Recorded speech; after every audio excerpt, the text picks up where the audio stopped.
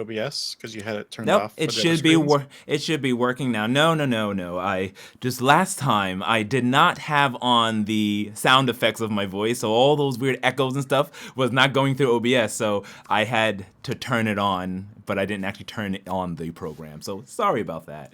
But once again, greetings everybody, and welcome to yet another exciting chapter of Until D20 Presents Descent into the Void Campaign 2, where 7 friends journey together to tell a story of mythic proportion. So, before we begin, let's introduce this amazing cast. First, I'll start off and say Katie, who plays Andrina, unfortunately is not feeling well, so she will not be attending this session. Please send her your goodwill, your thoughts of healing, your magical energy. We wish her the best and wish that she feels better and gets over her ailments. So much love, Katie. Mwah, feel better. But let me go ahead and go around this circle and introduce everyone who will be starring in today's episode. So first off, I would like to introduce our very own Zektown Zeki. Hello, Zeki. How's it going?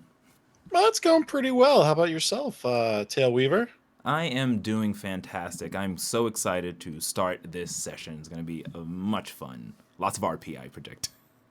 Oh, yeah, I'm super excited. You sent us a message earlier in the week about thinking about what we want to do, and I definitely want to have some group classes with the rest of my companions here, so I'm excited to jump into that. Fantastic. And of course, following up next on the circle, we have our very own Adam. Hello, Adam. How's it going? What's up, Internet, and our wise and capable Dungeon Master, the Tail Weaver, Konbanwa. Or Yeah, konbanwa. actually, it's afternoon time, so can you chill? Yeah. Well, great to have you here. Very excited to dig into some more Kievan. It's going to be a great time. Moving on. Hello there, Rachel. How you doing today? I'm so sleepy, but excited to be here. Oh boy.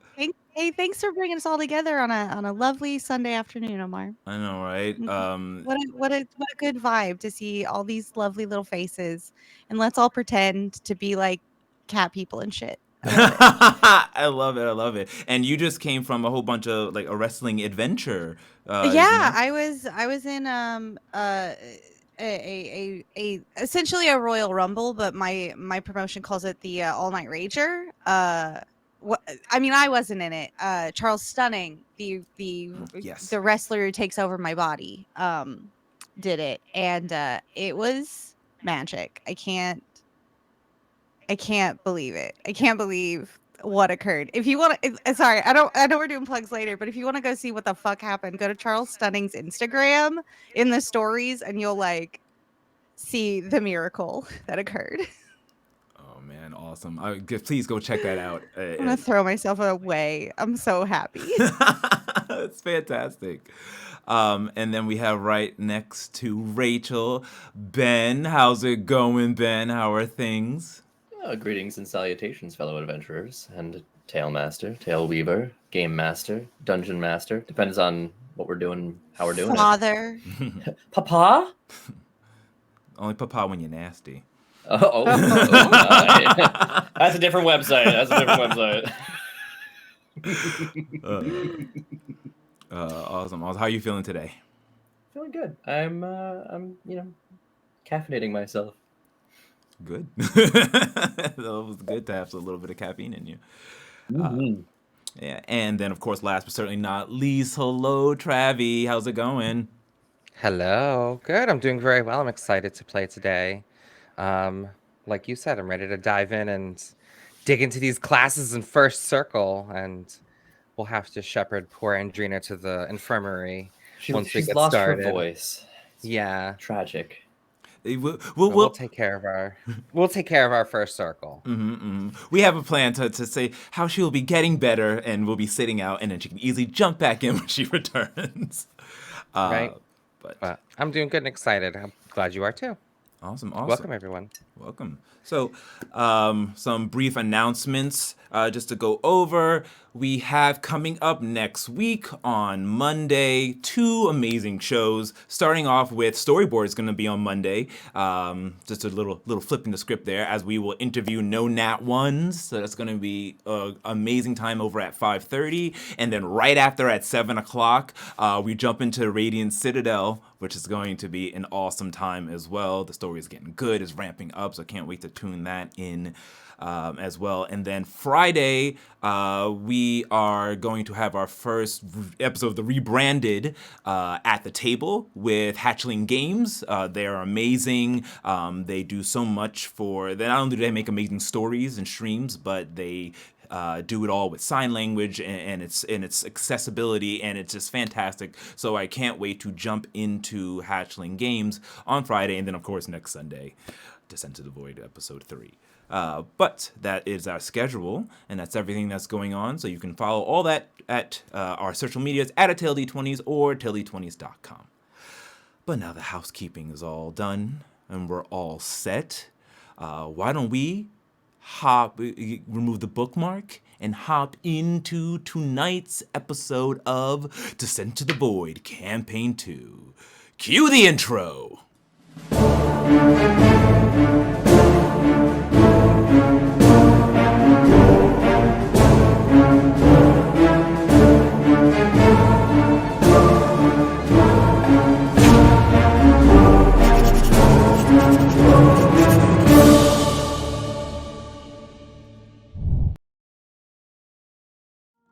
Okay. We're back? And we're back. So, last time, students of the Fractal Sanctorum, you had all each traveled from your own individual origins to make it here to the prestigious School of Magic and Battlemancy. Some of you had more trifling and, let's say, some trials and tribulations on the way to getting here, but in the end, you all had attended orientation and all received your placements. You had chosen where you wanted to be, either in Lorehold, the curricula, full of information and studies and learning about the history, or you went into the quick-witted Silver Quill, or maybe dived into the magical essence of life and death of Witherbloom, or perhaps the numbers and the quantifiable equations of Quandrix, or maybe you had passion in your hearts and decided to join the Prismari. But with each joining their own individual curricula, you placed your hand down onto the augury stone, the augury sphere. Thereby it hummed with a harmonic energy that placed you all, as you all had traveled down the infinite corridors of fractals, to a glowing golden door where you had met the other people who resonated with your magical aura, your circle. These were people who you'll be going through your journeys of life and death, of magic and might. And you also met with your teacher, your leader of the circle. There he placed you into a trial of sorts to test, to see if you were able to dive into the world of spellbinding, where you did a simulation and you all passed. It was rough, but in the end, yes, you did pass and was able to break this kind of temporary hex that was placed before you, before following him back to your rooms, where you would hopefully rest comfortably for the evening. So,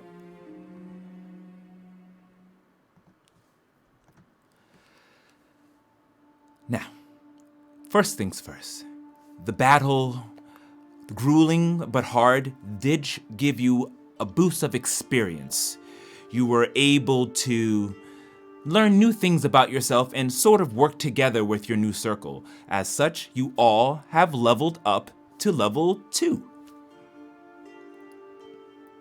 So, we'll update the cards in a moment. But with that being said, you all enter your rooms. You all walk down this dark corridor with your circle leader as he stands there looking at you all with the door behind him. He turns and says, "Everyone, you have proved yourself somewhat capable, and I expect that throughout the many trials that will be presented to you, that you will flourish and shine. But for now, it is late. Throughout this, behind this door, you will find a proper bedding, a room for you all to stay in. You all will have your own individual rooms, a pod, if you will. But there is a center living room where you can all commune and hang out. If you wish to have more accommodating facilities, raise your rank of your circle by completing quests and other tasks that the Fractal Centaurum wishes to give upon you. But I must tend to my own duties. Rest well, Spellbinders, for we'll have an early day in the morning." And he turns around, walking back the way you came. Unless anyone wants to stop him, he does continue to leave to deal with his own devices.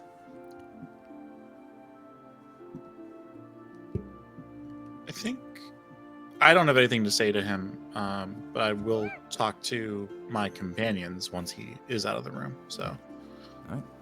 He continues to walk in the back, closing the door to that war room that you were in. So right now you're currently in kind of like this dimly lit corridor with the door behind you leading into your room. So he says. okay. Huh. Well, that was quite an introduction, don't you think? Throwing us Quite. right into a battle like that? Yeah, quite the pop quiz indeed. I've read that he is one of the most tough, difficult teachers on this campus. So it's to be expected with such a, forgive my language, hard ass. Great. We all must have got extra lucky on the lottery there. Ha! It is nothing, just a small hurdle on the path to legend. If anything, you all should find yourselves lucky to be attached to my legend. So don't think too much about it. Get yourselves rest your weary bodies. I imagine that battle was quite grueling for some of you. I'm I a little. guess, yeah. I guess we are attached now, huh? Names forever side by side in history. And Andrina kind of turns and says, That battle took a lot out of me. I definitely want to rest, and I think I might need to sleep in for a bit." And she does look a little ill and ailed after that battle. Are there any like candles or sconces in this like pod or open area or a fireplace? Well, did you guys go through the door? You guys are kind of just inside of a corridor with the room closed behind you. Yeah, okay. I'll say, come on, let's check this place out. And as I do, I'll wave my hand and sort of look like I'm hitting symbols in the air, and I'm casting prestidigitation to try and light any candles, sconces, or, fireplace that would be in this room or house. Okay. So you open up the door, and it is dark in here.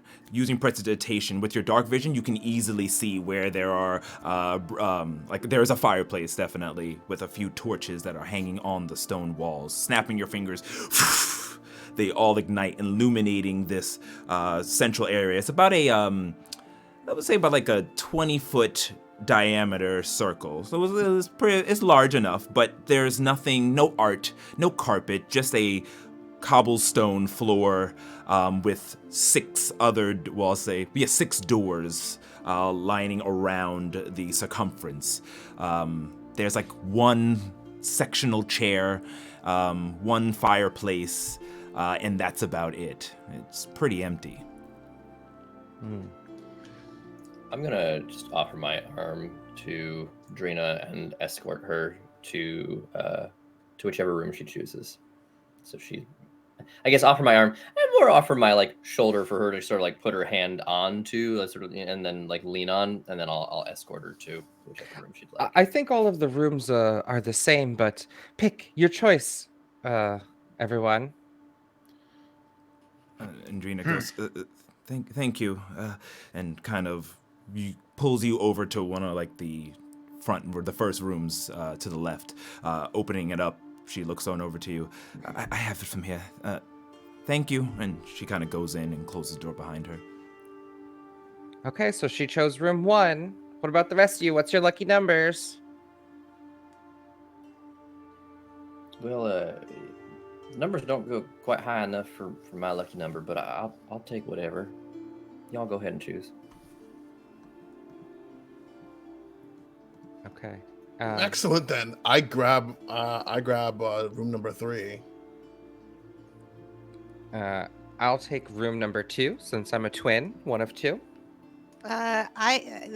Ink will walk over across from where Adrena went to room number 6.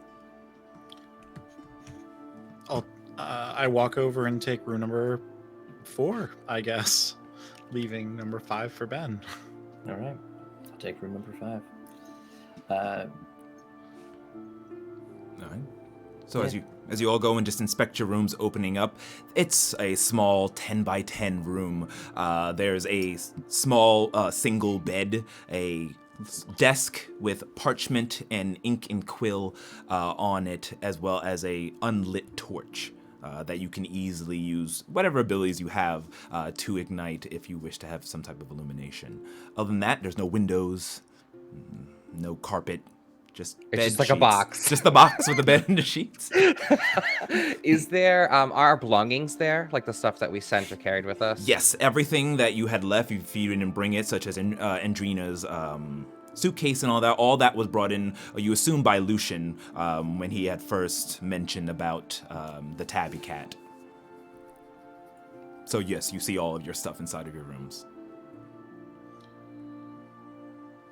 My room is still very empty. Awesome. With a snap of my finger, Kievan goes, "Come forth, wind and rain, frost and flame, druidcraft!" And with the spark from his fingers, dances over to the torch, lighting it. And he looks over the room, sizing it up. Is there a mirror? No. In this room? No, unfortunately, wow. no mirror. Is there any hay in the corner for my proud steed? I would say there's another set of like sheets and blankets that can be used. Now I wouldn't say hay, but it's like a little like dog bed, has been brought for you.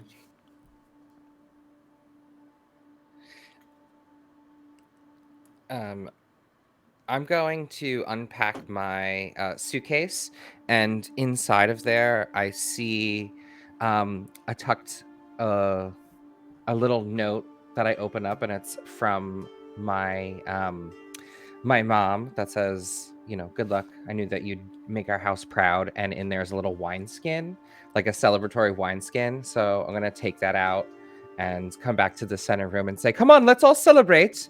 This was our first success, everyone.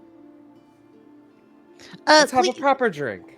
Please do excuse me for a moment. And Ink is like meticulously like organizing the desk, like unpacking like their scrolls and like putting away like their supplies and like hanging up their pan flute and their hand drum and just like really making sure that this space feels like organized and nice. Nice. It's like trying to be meticulous over here. I think similarly to Sully, there's just like a traveler's backpack that was sort of like put at the foot of my bed. I just like go into it and pull out a painting of my family and look around for a place to hang it. And there's nothing, so just put it back in the bag for the time being.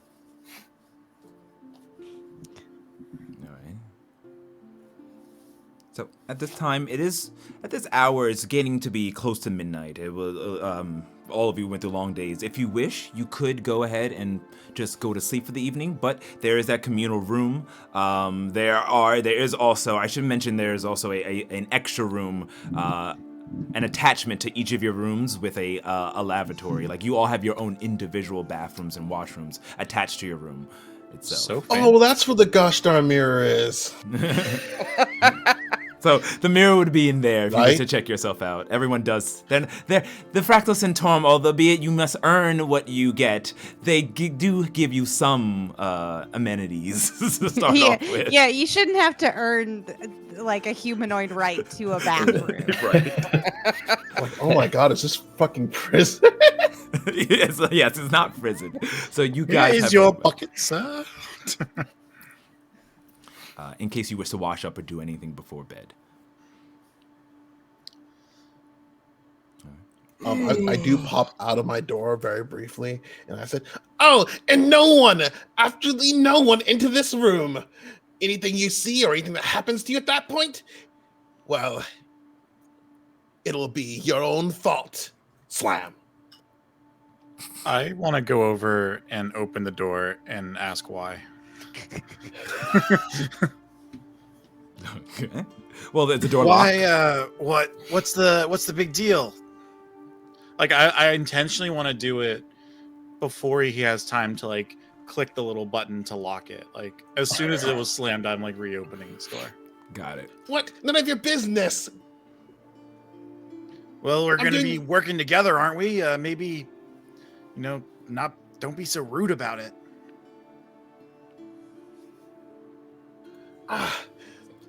Halflings always butting their noses into other people's business. Aren't you All six both? of my eyes. Aren't you both short folk? Please don't compare me to him I just okay. or Do you anyone wanna- else for that matter that you ever see in your life. I am a unique individual on a path unlike that of any other before me. Yeah, we're all special. We get it. I'm gonna like the cup that I was holding out to offer him. I'm just gonna drink it myself now. Sorry, Zendark. Maybe I should just go to bed myself.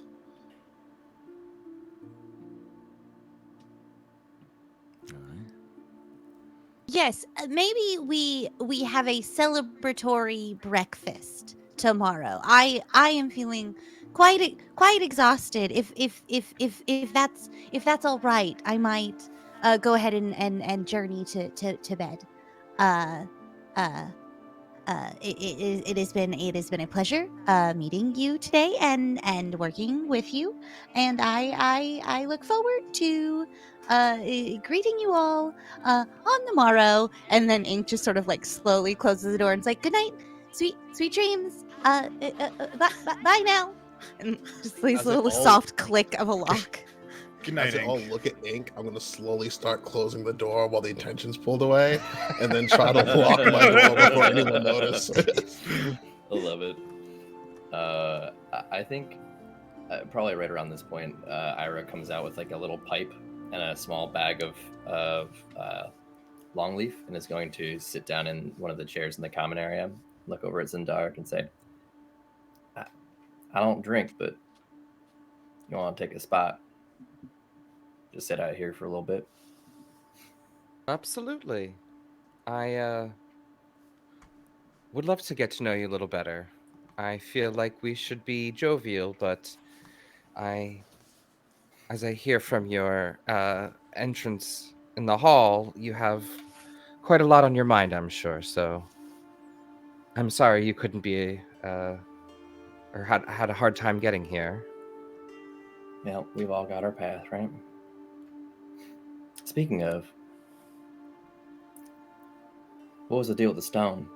You touched it. That was red first, my friend. I saw that. I honestly don't know because, I mean, you've heard, you see, you know, I am clearly a House Quandrix member. My family Mm-hmm. helped create the Magitech that keeps this city aloft, and I don't know. I've always been just destined for this house, but maybe. No, that's ridiculous. I couldn't even entertain the thought of potentially being in another house. Why not? You're here, right? Fractal Sanctorum. Big fuck off deal. What does it matter once you're here? I mean, that's what they say. Your choice is your choice, and you can be what you want, but that's just not how things work in my house. Fair enough. If you didn't have the pressure, though, would you be Prismari? I won't tell anybody. I mean, I don't know. I haven't really given it a lot of thought. I'll have to get back to you on that. All right. Well, What about So- you? Did you were destined for one and you chose another right quick. I How did. did you know that that's what you wanted? Well, I spent a bit of time on the road before I came here, and had some time to talk about it with my mentor, and I like to create things, I like to build something new, you know.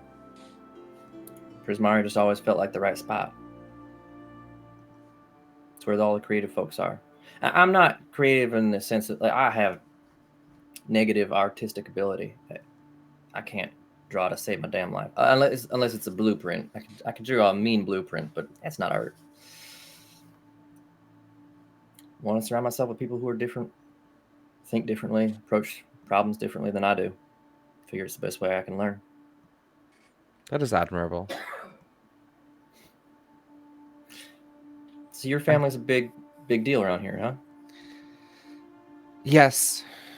My father's a prime abstractor. He helps maintain the spatial magics that keep the Citadel aloft. He was one of the founders of the original arcane structure required to elevate such a large city. How old is your dad? Sorry, that might be rude. I don't spend too much time with your folks. And as you see, he like pulls his hair back and combs it, and you can see that his ears are longer than like standard elves. He's an Eladrin, so he has more Fey and more Elven than others, and they are of the long-lived race. Like they easily hit 1,000 years, and that's not if they're using magic or medicine to elongate it even further. So. Heard about you a few times. Not you specifically, but Ladrin. Got a lot of pressure on your shoulders, it seems. Yes, my parents are already disappointed, even though I've made it into the Fractal Sanctorum and house. Already disappointed? Well, I'm around, 120 years old, and all of our cousins and yes, well, we've reached maturity around a century. And you see, like, for the past 2 decades, my parents have been on my case to join and feel like I'm letting the house down by not taking up studies, but I've been practicing and learning other things and spending time with my family and the Shadow Fae and learning in other ways, but they just don't consider it a proper education, and so they feel like I've been holding my sister and I back. And I don't know if you've heard, but my sister and I were twins, and she was accepted into the Citadel years ago, but abstained until I was ready. And so my parents hold her decision against me, saying I was holding her back. That's bullshit. Sorry, I don't know your family. I don't know your family dynamics, but you're your own person. She's her own person. Yeah. That's bullshit. I'm just trying to do my best. I really do want to become a proper spellbreaker like them and save this world. There's so many things wrong with the afflicted, and I know that we can help these people and, change the world. And I wasn't ready before, but now I am. There's a proper sequence to everything. And, my grandparents, they live in the Shadow Fae, and they feel more connected to the stars and space around them. And they'd always tell me that there's a sequence, a pattern to everything, and you'll find it. And there's a time and a reason. And you might not understand it, but you eventually will. And coming now just felt right. Just felt was appropriate.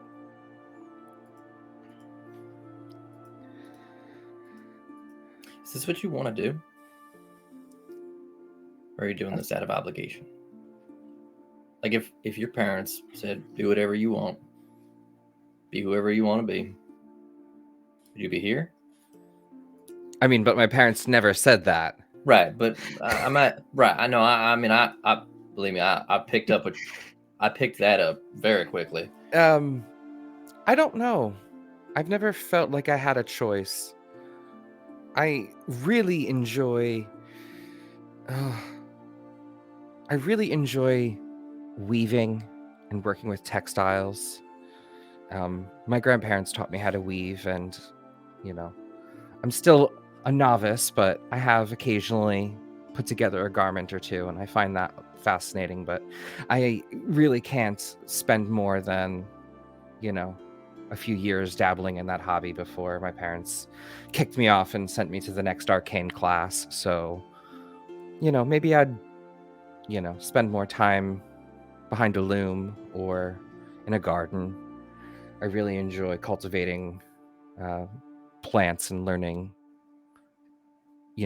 about the land, but it was never in the cards for me when I feel like I'm just rambling now. That's all right. I asked the question. It was never in the cards for me because my sister and I, we're identical twins, and they believe that there was some special thing because of that, or some magic that happened during the birth, because I was born with an enhanced arcane sequence and my sister was born with practically none. So I have an above normal arcane count, and she is practically magically dull. And so they said, there you go, you are going to be the archmage that rules this house. You are going to be the next in line to run this family. It was decided at birth. And sometimes you don't get a say in what you do. I don't buy that. I mean, I understand that. I didn't want to be here. I don't want to be here.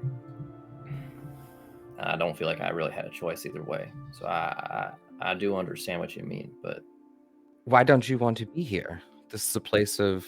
It's a waste of time. This is a place of tutelage and the greatest minds and warriors of the realm. Like, you will get the best education and the best... Best education is the one that you craft for yourself out in the world. I think you might disagree. You might say that, but based on what you just told me, I think you might feel otherwise deep down. I think this is why the Augury Stone placed us together. We come from worlds apart, and I feel like I've learned so much in just a few moments. I lean a little bit closer to you and I say, generally, it's frowned upon for nobility to partake in substances outside of a particular event, but I feel like under today's circumstance, I could enjoy something other than wine if you don't mind sharing. I was gonna ask if you wanted some. There you And go. I'll I always bring cork, enough to share. I'll cork the wine and put it down and gladly accept the pipe and long leaf. I will choke a little bit and say the others don't know what they're missing. I remember my first time. We'll get you your own pipe at some point. Maybe something a little fancier. Yes. My halfling pipe looks kind of funny in your mouth. I'm going to be honest. It's so small. Not sized appropriately. I recognize it now that I've said that out loud. That does sound like an innuendo of some sort, but I do genuinely mean that this is sized for halfling hands. It's not getting better. It's all right. I'm really glad to meet you. Likewise, Indari. I hope that I hope your parents figure out sooner or later that holding your decision or holding your sister's decision against you is not fair. It can alleviate some of the pressure. There's going to be enough pressure in here as it is, from what I've heard. She is. I hope that they do too, and she never holds it against me, and she's the one that matters the most to me. So, as long as she doesn't feel any, ill will towards me, then I'll just grin and bear it. But I hope that you find peace here too, and find value in your time here. Just going to be here long enough to go back out. Fine, shall. But maybe you'll go out with allies and more knowledge and more preparedness. Maybe. I'm not going to ask that of y'all. But that is what the first circles are for. We are not just friends now. We are bonded and required to aid one another and learn and grow. And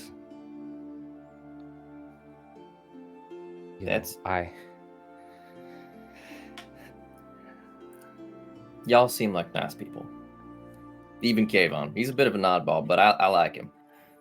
Also, I like the fact that what's-her-face, the uppity one, doesn't like animals, so... Right. I hope she's well. She's Oh, Drina? No, I like Drina. She seems all right. I'm talking about that lady that we were she was there when we were putting our hands on the stone. I forget her name. The headmistress, Seraphim? No, Seraphim seems all right. It's the other one whose name I can't remember. Seraphim's the Amara? headmaster. Amara? Amara Yeah. Nightshade? Yeah, she seems like it. I don't like her very much. And when she saw Big Steve, she get all like, her eyes got all watery and she was like sniffly and shit. Oh, right. That's about that. That brought me some. That's honestly. That was classic entrance. That was fantastic. Beautiful. I give props to Kievan for that. But y'all seem like nice folks, and I'm not gonna ask you all to go someplace where you might get killed, because that ain't fair. I think that that's wise, but I don't think that you should go someplace that could get you killed unless you're ready. I was ready to die before I came here. I don't know if you saw, I was literally tied to that wyvern. But why would you throw you were tied to the wyvern? Oh my god. Oh yeah, because I wasn't gonna go.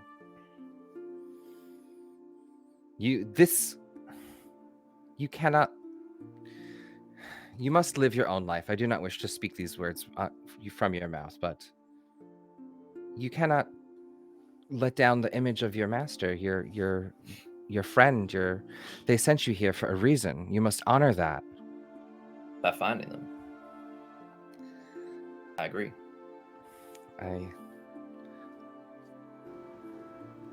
I will aid you in that quest. Shall that time come? No. I'll aid you in standing up to your parents at some point. I appreciate it. You want some more? Come on, it's our first night. Let's get fucking ripped. Okay, sure. I will pick it up and then enjoy a little bit more with Ireland. Awesome. The rest of you, is anyone else staying up for the evening, or are you all, besides Zendaric and Ireland, going to bed? We are sleeping. Got We're it. good students. Yeah, we gotta wake up early. We don't know what kind. If that was just like the intro was that battle, we're like, I'm not like fucking around doing like a hungover fightology class or something like that. Like it's gonna be our first day. It's all the first impressions for tomorrow. I can't be staying up late with long leaf all night. Yeah, can't. Not with that attitude. Listen, getting trashed is for after day one. not after Yeah. the scary pop quiz where we almost died. I will say Ink does stay up in their room for a couple more hours. There's gotta be like maps and shit of the like this place in our room, right? Like You have So, basic stuff, yeah. paperwork you can pull out from the drawers, yeah. Cool. Yeah. So Ink spends a couple hours sort of like poring over like the map of the town and like sort of seeing like where stuff is, like maybe checking like where a pub or two might be, you know, just like really doing sort of like that tourist life of like, okay, what do I want to look at on my downtime, you know, and also like where do I maybe find places of art and insight, especially pubs. Like Ink's looking for pubs. No, totally. And then I think Ink maybe takes like a 3-hour sleep and then like wakes up in the middle of the night and just kind of like quietly like starts like working on things, like some things in the mirror. I don't know. Am I giving up the ghost? I don't know. Should I? But like in the middle of the night when it sounds like everybody else is asleep, Ink wakes up and just like goes to the mirror and starts like experimenting with some things. One place as you go over and start looking through the paperwork and the map. Now, the map of the Fractal Centaurum itself is confusing. There's endless corridors that fill up this entire academy. But you do find like how you would go and get out into the Isle of Eternity proper, like that huge city that makes up the entirety of the floating island. One particular place that pops out for you for an entertainment is a place called the Devil Wears Naga, where it looks to be run by a Naga gentleman by the name of Mixter Dano Bale, and that looks to be some type of entertainment area for performance and things like that. Cool. That's all. Just Got it. Understood. All right, so with everyone starting to fall asleep, Zendaric and Ireland, anything else you wish to do on your late night escapade, I guess, of revelry? Or do you... Just bullshit for like a little while and then go to bed too. Got it. I feel like you know, like the kid that's under super lock and key from their parents, and then as soon as they go away, they go crazy. Like that's what happened to me. Like the first night away from my house, because this is also the first time that I'm sleeping away from, you know, my estate. I'm sure I've been to other places, but you know what I mean. Mm-hmm. Awesome. Let's go ahead and the gods deem us to hydrate.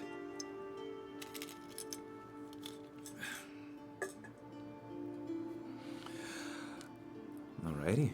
So, after you go and enjoy the first night. Zendaric, Ireland, you head back to your individual rooms and fall asleep after such a long day, some longer than others. The hours goes by. You wake up and do your little preparations before falling back asleep again for a little bit as time ticks away and you all successfully complete a long rest and now are officially level 2. So I will go ahead and give you all a long rest in Fantasy Grounds.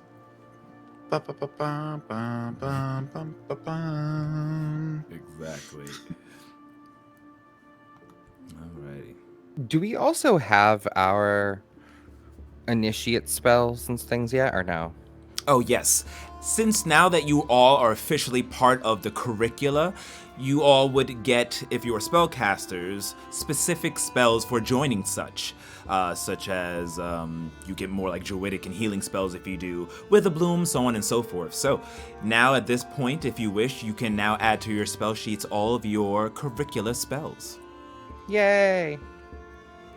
And of course, if you are that's for Maguses. If you chose to do the Martialis route and are more of a physical fighter, you do get that extra magical feat, that oomph that sets you across from the rest. May it be Mage Slayer, or well, not Mage Slayer, would it be like a Shadow Touched, Fade Touched, one of those that we had discussed earlier. That special spark that makes you a little bit more magical than the mundane.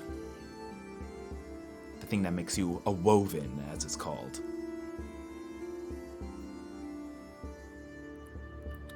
But as you go ahead and add those things here and there.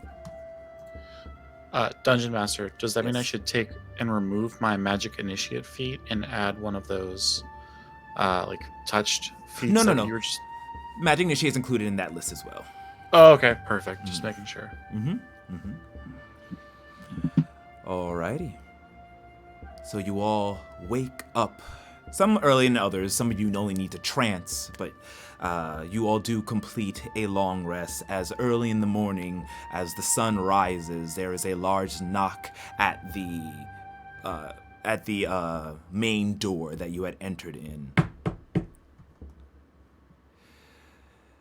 You have 30 minutes. Please meet me into the war room before we continue on to your classes and courses.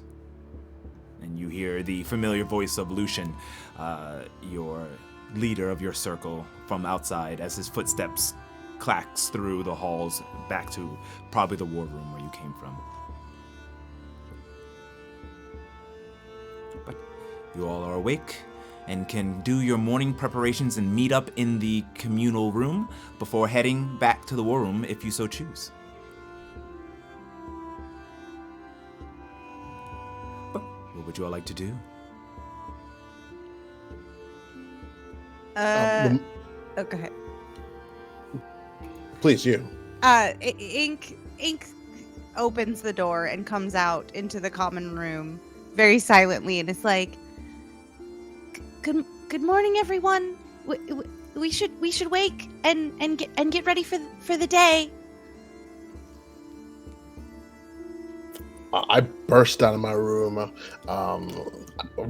you call already dressed. The moment I went to sleep as early as I could, and the moment I got up, I came and just getting ready, buttoning his shirt, doing his hair, putting on his makeup, and hops out. Not even walking, he rides out the door on Big Steve already. Okay, you all just see this small halfling on this large mastiff just thrusting through the doors as he walks around, sniffing everyone and is kind of getting used to his new home abode.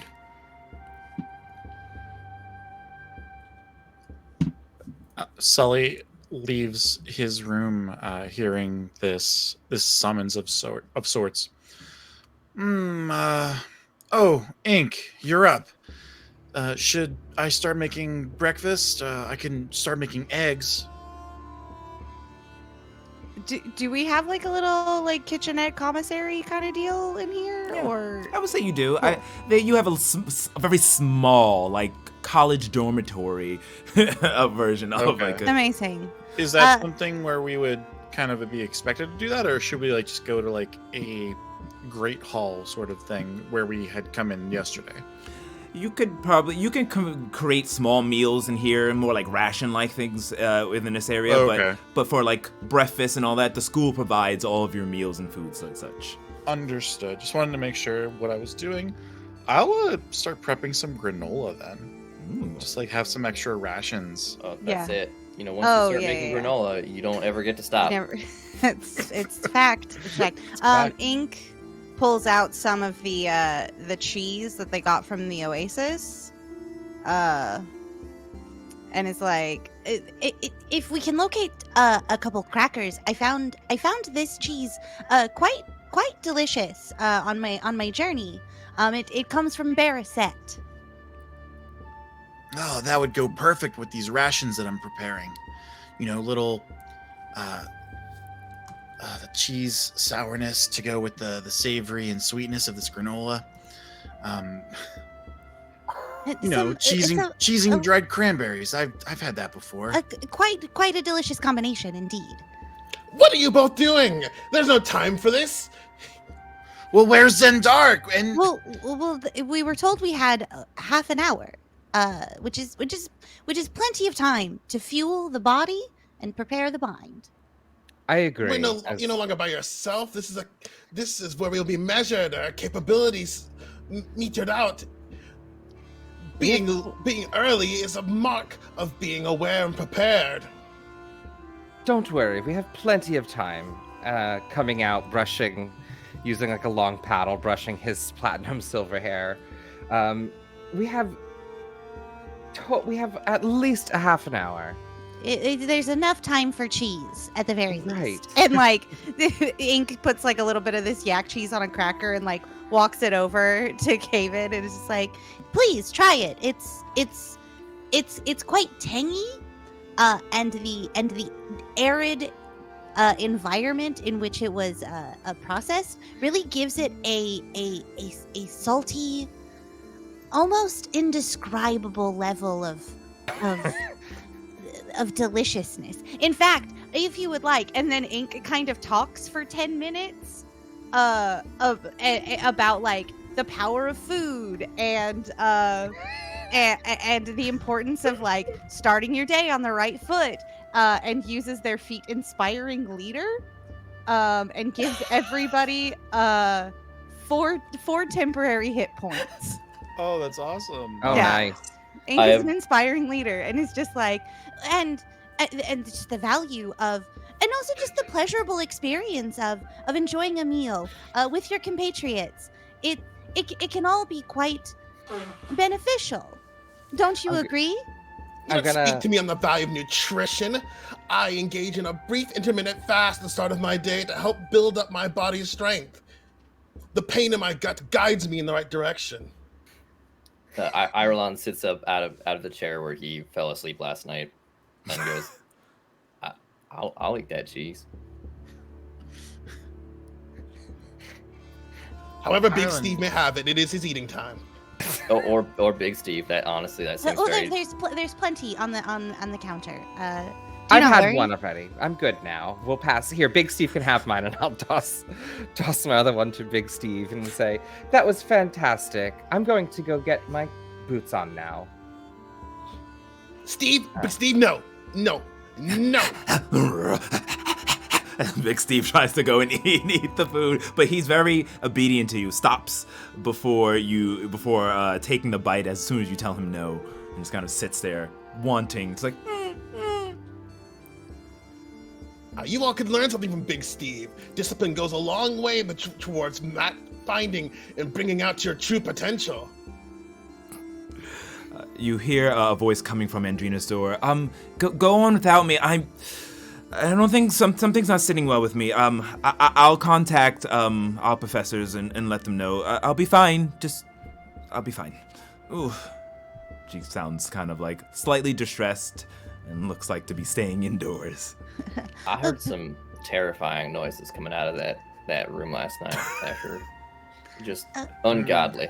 would Drina, would some cheese and crackers help with anything at all? And like Ink's just like making a little like tray of like the cheese and granola and crackers and just like sets it at the door and is like, it's here for you if you require it at all. Thank you. Just leave it there. I'll hold on a moment. I'll get to it when I can. Yeah, please rest. Please sleep. We'll see you when you are feeling up to it. Thank you. You hear the bathroom door close on the other side. No. Tisk, tisk, tisk. The poor constitution, obviously a result of poor daily nutrition, by not starting out the day with something more good for the innards. Dungeon Master, I'd like to look through the cabinets and see if I can find any herbs or anything, and make a medicine check to make my new circle mates a nutritious and gut biome enhancing tea of any kind. Are there any herbs that I can use to boil? I would say as you kind of go Got through. some herb. There are like minimum stuff here, so you could probably find some type of medicinal plants that they placed in here for you to use. Nothing like that can create a magic potion or anything like that. But yeah, roll me a quick medicine check and see if you can make healthier snacks.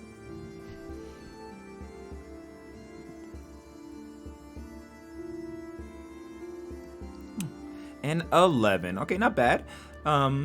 So you take the better part of this break before leaving, just kind of putting together, crushing with a mortar and pestle some of the herbs that you find and trying your best to smush it together into a bar. Like, it doesn't look very delectable, actually not at all, but you get the sense that it could, at least it will help with digestion at least. This is something more fitting for warriors and heroes. I put it on the table and it audibly bubbles. Bloop, bloop, bloop, bloop. As you just look at this disgusting, but probably healthy meal that Kayvon has created. I think Ira's just gonna walk over and sort of like waft it, be like, oh, I think I don't have any more nose hair. All right, take a swig. Oh, it's strong. It's strong. Ink grabs a spoon from the drawer and like does a sweet little like dip in it and does like a. Ooh, well. Effervescent. I think I perceive color differently. Yes. If your tongue burns, that means it's working. Ooh. Ink goes for another dip. Are we all gonna die? Roll me Constitution. No. Oh no. It's quite. I am loath to say pungent, but I think pungent is the apt term. But it strong as it is, it's you get the sense that it's healthy. I mean, all medicines usually medicine doesn't taste very good, so if anything, it's doing its job as you all finish up your meal, prepare your things, and at this hour, is about the half an hour has ended and has come upon you as you all leave the room. Unless there's any last things you wish to do, you can easily head on over down the hallway into the war room where Lucian awaits. I'm gonna just light my pipe up briefly before we go. Okay, got it. Light it up, take a few swigs. Yep. Hits.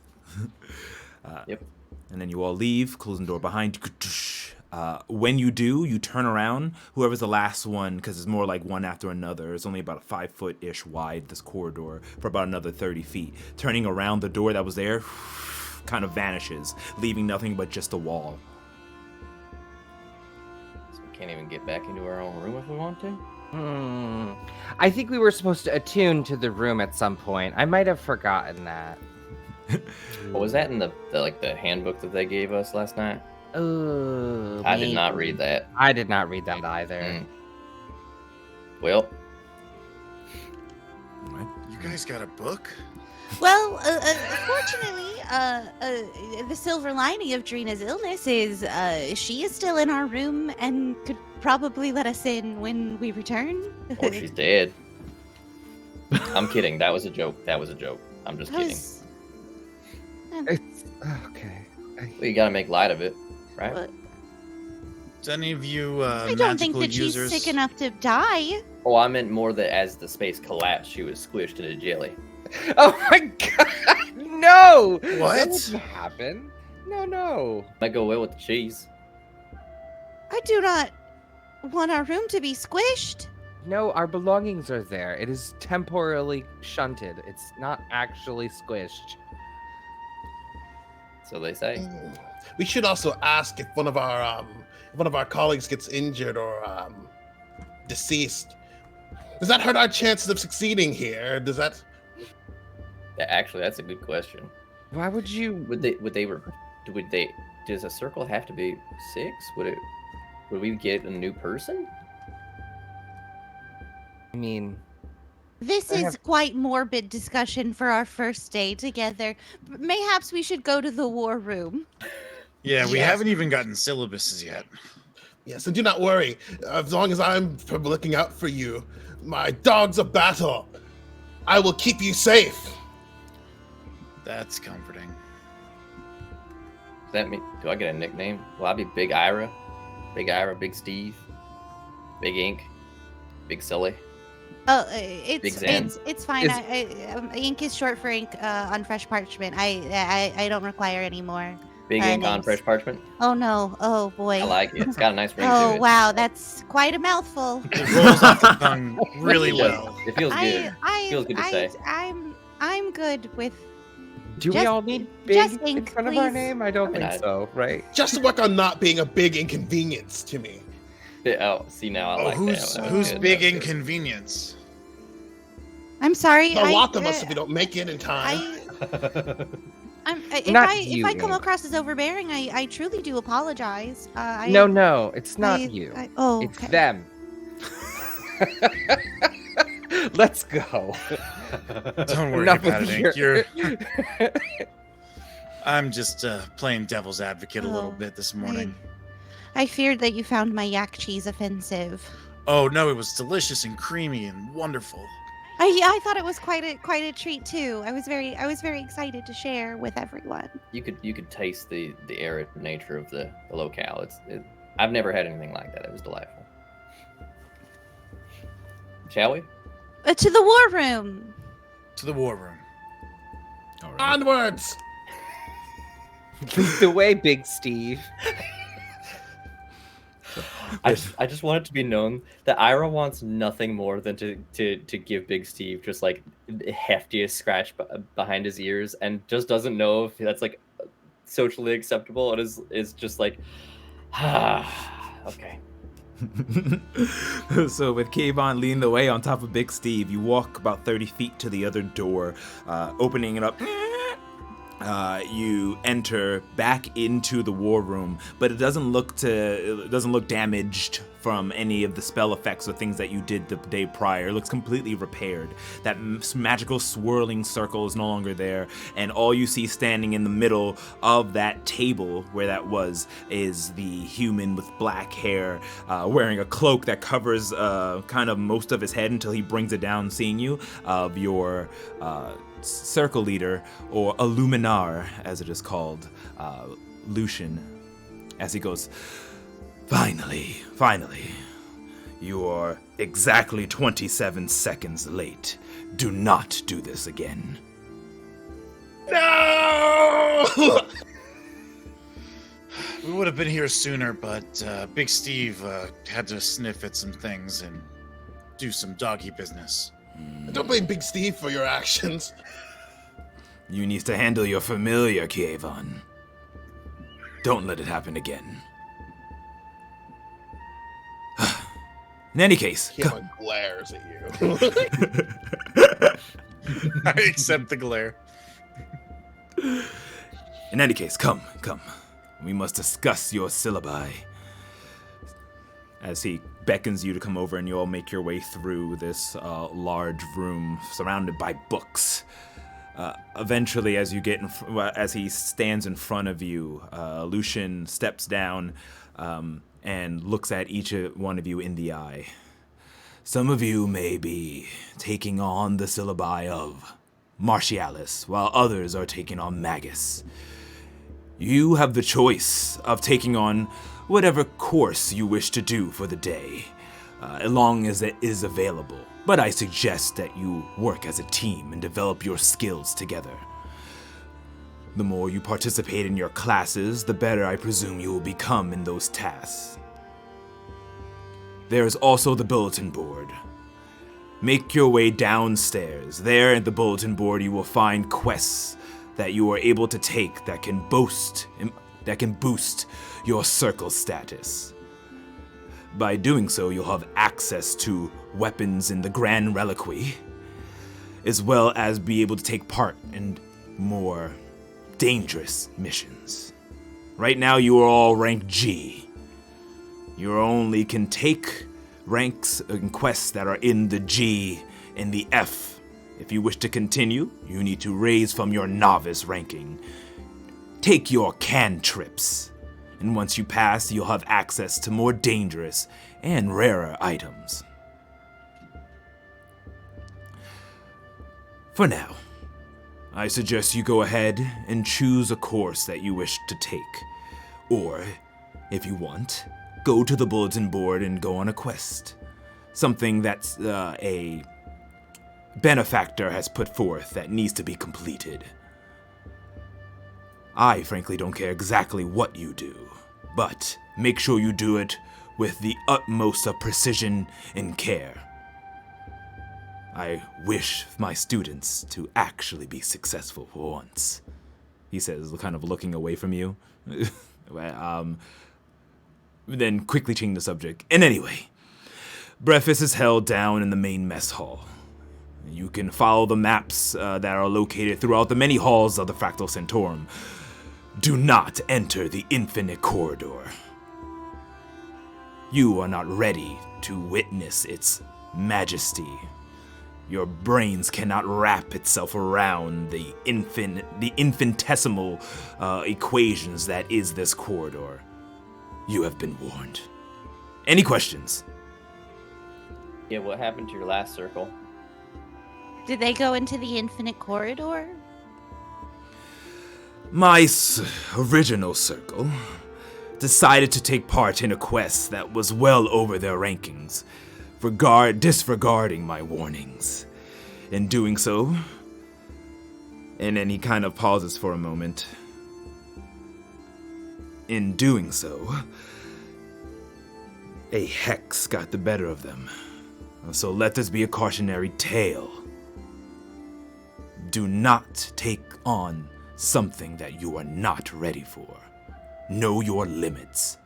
Transcend them, but know that they exist. Am I understood?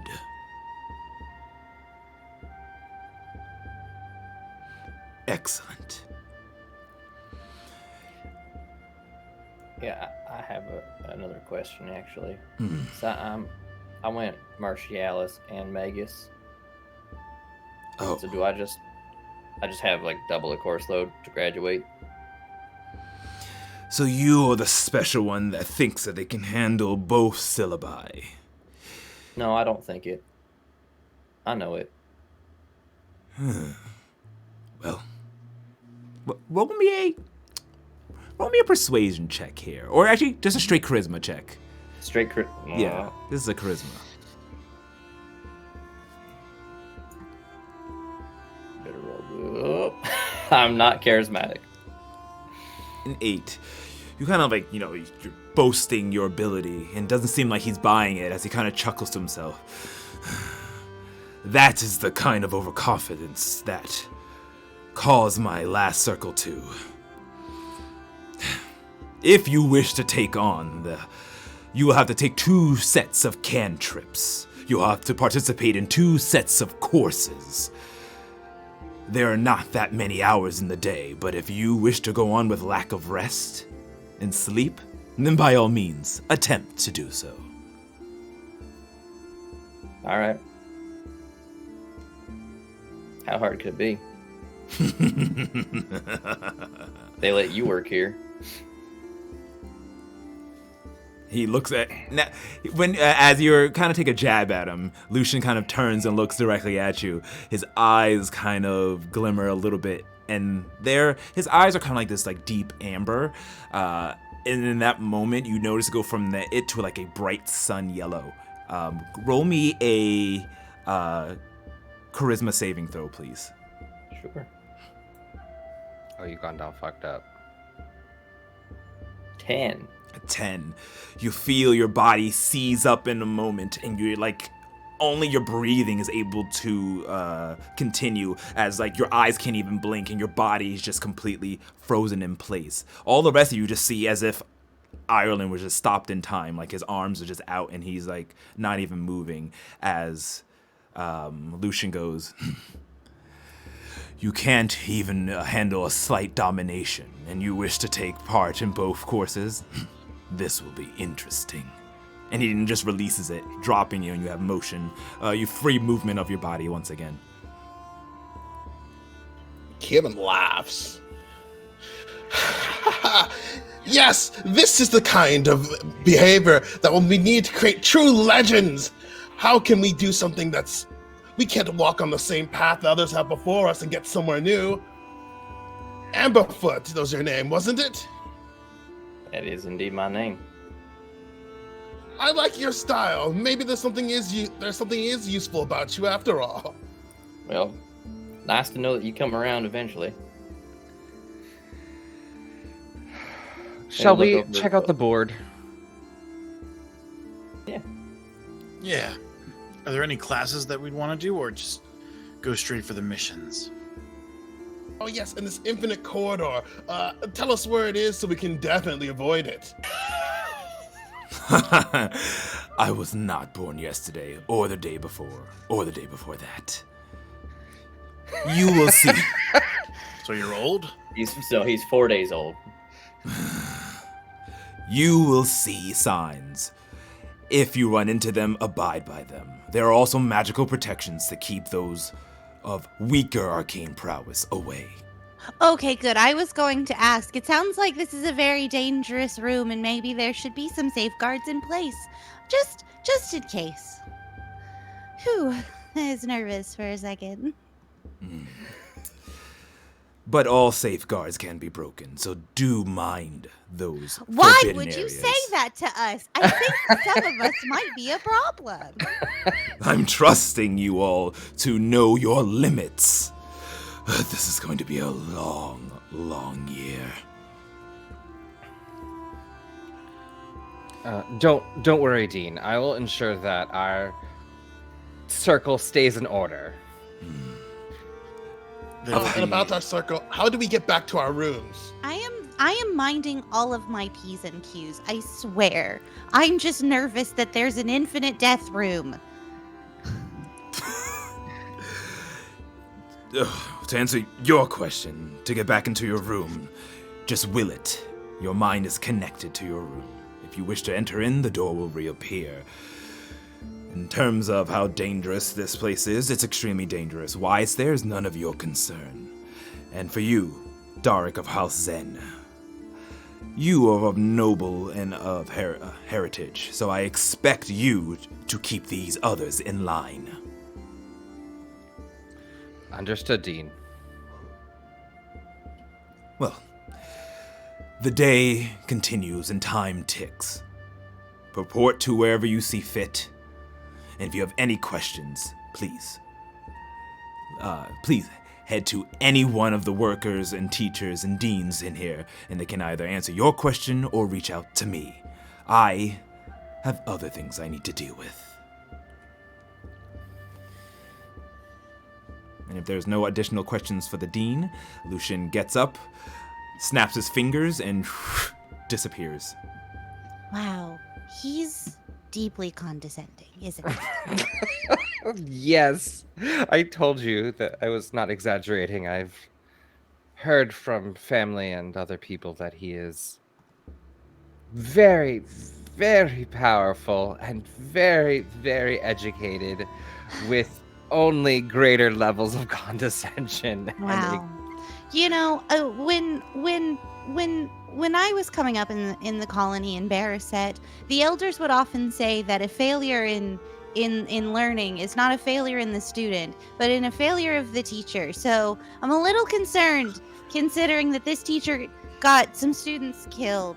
Don't. I wouldn't mention that phrase around him. He would probably take offense to that. I simply would never, but I'm just noting I'll tell him. that. Oh no, please don't. I think he might have it out for you, especially. Please don't. That's all right. Please don't. I really want this to go well for us. Oh, it's gonna be fine. I just think that maybe an established, accredited institution of learning should really put forth that they do have protections in the places of infinite death rooms. That's all. I don't know why that made him so mad. Liability, blah blah blah, underwriting insurance, blah blah blah. And besides, people like that are always hiding, or sitting on top of some deep knowledge that puts them above others. Soon, it will be ours. It will be ours, yes. Well, Maybe it's his I fault intend that the to corridor conduct myself exists. with grace and kindness, with anyone. Should we go to the bulletin board? Yes. So deeply uncomfortable by that teacher. Oh boy. I'm gonna get him fired. Oh no. That's my new goal here. I don't wish that. I just hope that maybe we all come to a better, more respectful understanding of one another. And an understanding of that infinite corridor. I am awfully curious about the infinite. I am corridor. deeply curious about the infinite corridor. Let's I also think it was have it very in the irresponsible library. for teacher just to lay it down that we could break the spells. I mean, We Maybe it's a could. test. It wasn't a test. It wasn't a test. I know know, it it wasn't just- a test. If it was a test, it was for the teacher and he failed. Frankly. it just feels foolhardy. You know, you have students who got into supposedly one of the hardest institutions to enter, and you're gonna tell them, "Oh, here's a room that sounds super cool, and you can't go there."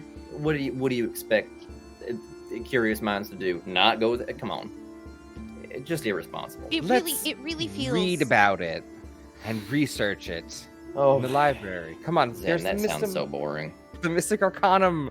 The room has ceiling to floor shelves of the most interesting books. We're gonna go read. I mean, I guess we could do something else. I guess you all do things a little bit differently here Let's for take a your look. training. Let's take a look at the bulletin board.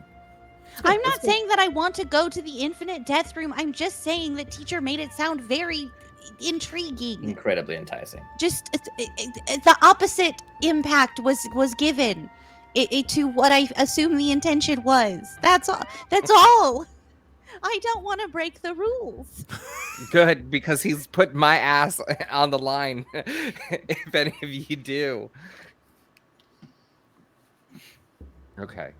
I'll shepherd this group to the bulletin board to Did you say it's decide like what herding cats, courses. Travis? Right. At least one. Hey. Ah. Hey. Alrighty. So, What courses and/or missions do we spy in our rank? alright. That's the G unit rank, in case you were Unit. wondering. Are we not big G unit since everything's big here? I do love Big G Unit. Okay. Possible circle name, but we'll know. We will Put see. a pin in it. Until now, you're still Mu7J. We are the BGU. Ooh. Bagoo. But you leave. There's another door that from the war room that you, and with the maps that you have and the signs that are on the walls, you can easily navigate at least to the basic of areas within the Fractal Centaurum. Opening up the door, you enter in the long hallways full of other doors leading into classrooms. There are not many students who are in the Fractal Centaurum. It is very exclusive. Probably in total, with all the different levels, about 300 students who are in this. But this place is massive.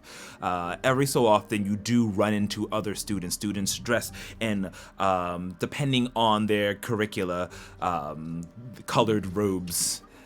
As they all greet you. Specifically, you do see a lot of people greeting or taking notice of Zendark, who recognize you from House of Zen.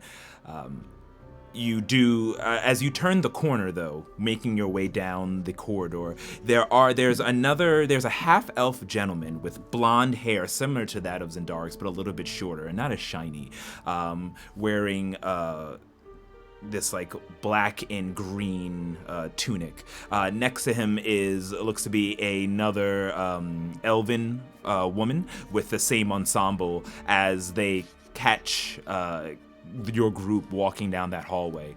Specifically, as they look up, their expressions go from just kind of normal chattering to more of like scowls as they turn and see, and says, the one gentleman walks up, the half-elf. Oh, well, do I spy a House of Zen member? Oh, and I'm assuming this is your tiny little circle, And you recognize this Zendaric as Meter, as in Gren Meter of House Meter, his name. And that's another noble, not as, I wouldn't say as noble or big as the House of Zen, but they're still up there in terms of the Fractal Centaurum nobility. And he definitely does not like you at all. Like a rival group. So you know about him. When we walk past, I'm gonna like flick my hair and be like, "Oh, I didn't notice you there, Meter. How are you doing?" Didn't. Well, I am doing quite fine. I am preparing for my cantrips. Oh, I hear you're now attending the Fractal. Ooh, late bloomer. Yes, but you know what they say about late bloomers? They perform the best and have the most fragrant souls, unlike your bitter buds. Oh. Excuse me, I'm sorry. You're preparing your cantrips? You can just cast those. That's why they're cantrips. Are you kidding me? This is your circle. and he looks over at the other elf, and she starts laughing too. No.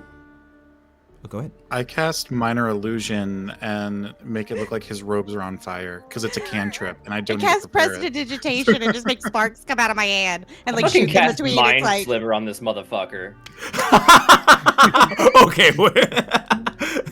Oh my god, you're gonna like beat this kid up in the hallway. Yeah, don't be a shite bag to my new. yeah, friend. you can't be hoity-toity and be like, I'm preparing my cantrips. It's like, bitch, that's not how that works.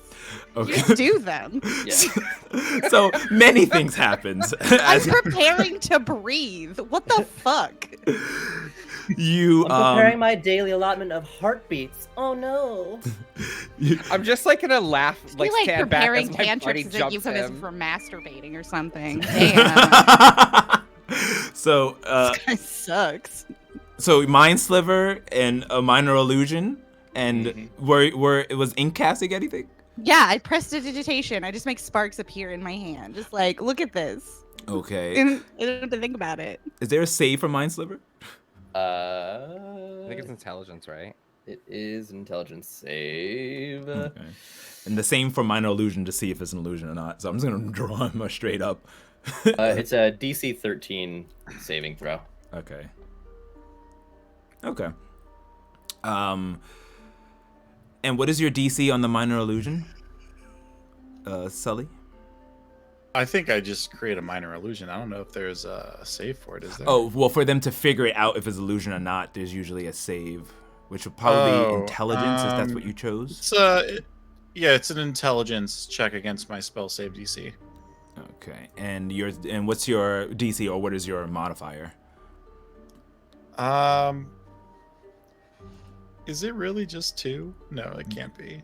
I think 10 is your spell save DC. Yeah, it must be. Because, like, since I'm, like, a martial character, I'm not really supposed to have a ton of spells, so...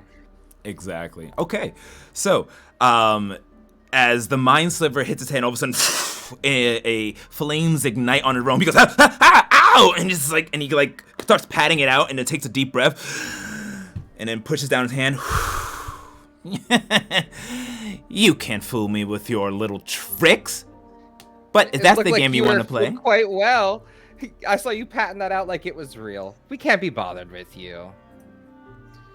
Yeah, I have no time for someone who needs to prepare their cantrip. no, Right. no, that is Bye, not. and Ink starts walking away.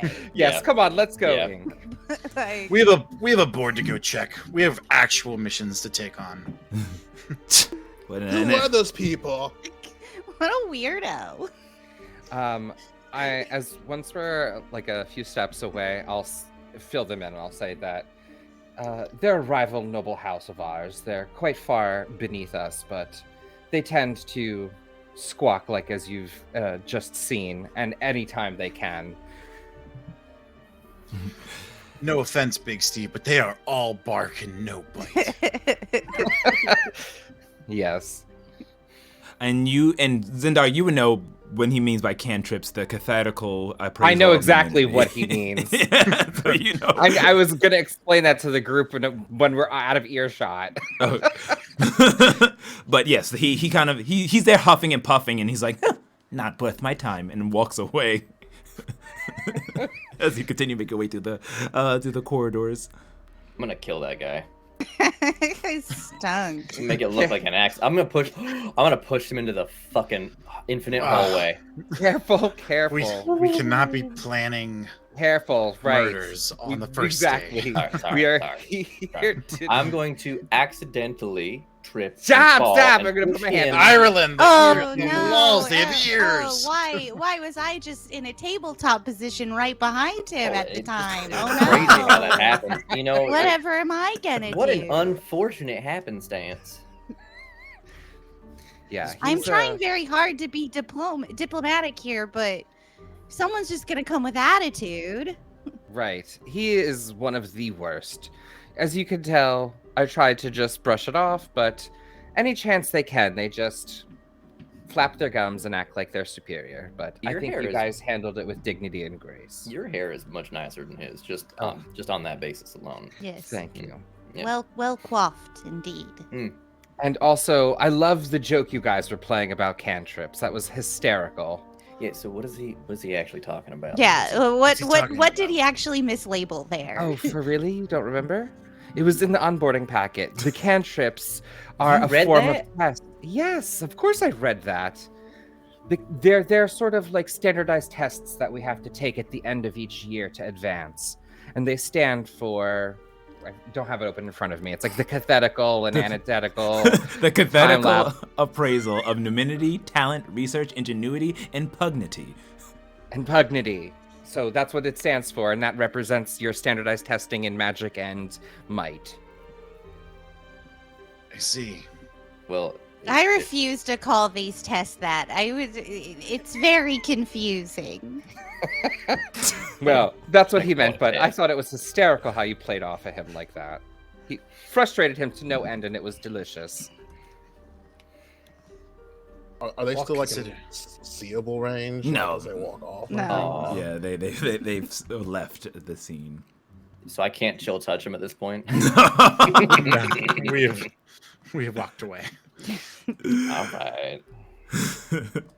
All right. So, with that altercation completed, you continue to make your way through the Fractal Centaurum, going down the winding stairs, and it's and I forget because I used to know the artist who makes the art wall, the many different staircases that go up and down. And MC Escher. Escher. Yes, Escher. Thank Escher. you. Yes, it's almost like a scene out of an Escher painting where you see many different corridors and staircases going to different areas and many different students leading them. But following the signs and the maps that was given to you, you can easily make your way down to that main floor area where the bulletin board is located. And passing through the enchanted walls, you do finally make it. And there's more of a collection of students here as you get into like a large room, almost like an auditorium. There is a desk that stretches all the way across with an entire wall full of parchments that have been attached through what you assume some adhesive or maybe magical means, and many different students grabbing them, reading them over, like groups of students, so you assume circles, and bringing them to what looks to be a curator of sorts who stands behind the desks.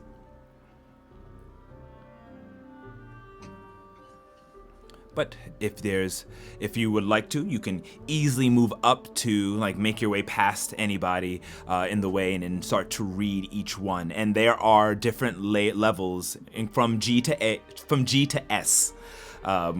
That you can take, and as Lucian had told you, you're only allowed at your level to take the G or the F. Though, if you have any questions, there seems to be a curator or person that you can talk to. Looks to be a gnome woman with pink hair, wearing kind of light leather armor behind the desk, standing on some type of stool to address all the students.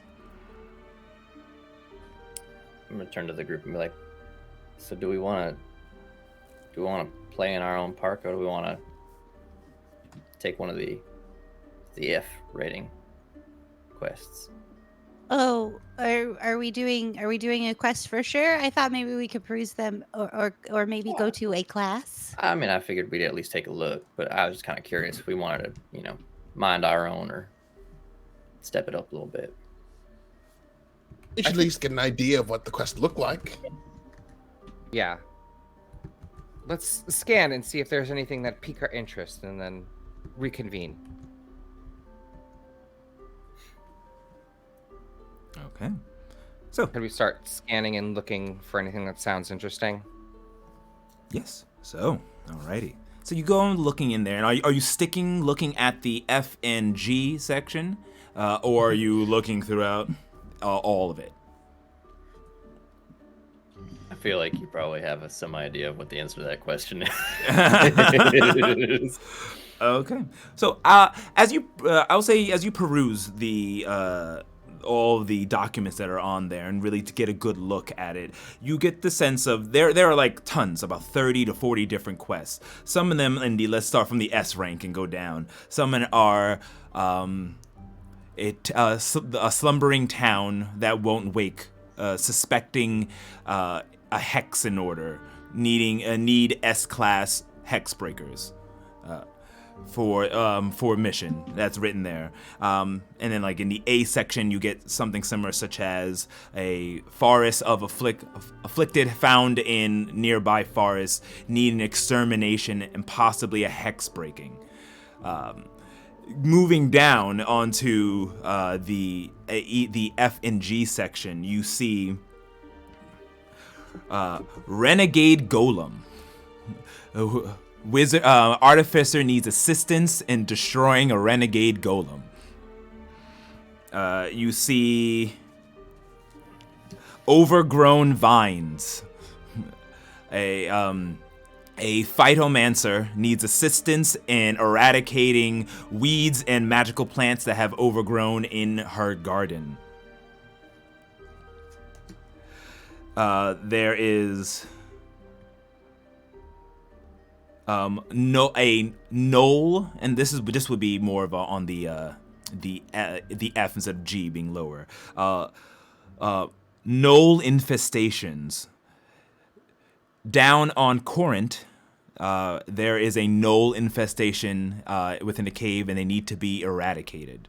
So it just seems like these aren't spell hexes, more so just normal jobs that need to be completed. And it seems like the hexes are probably like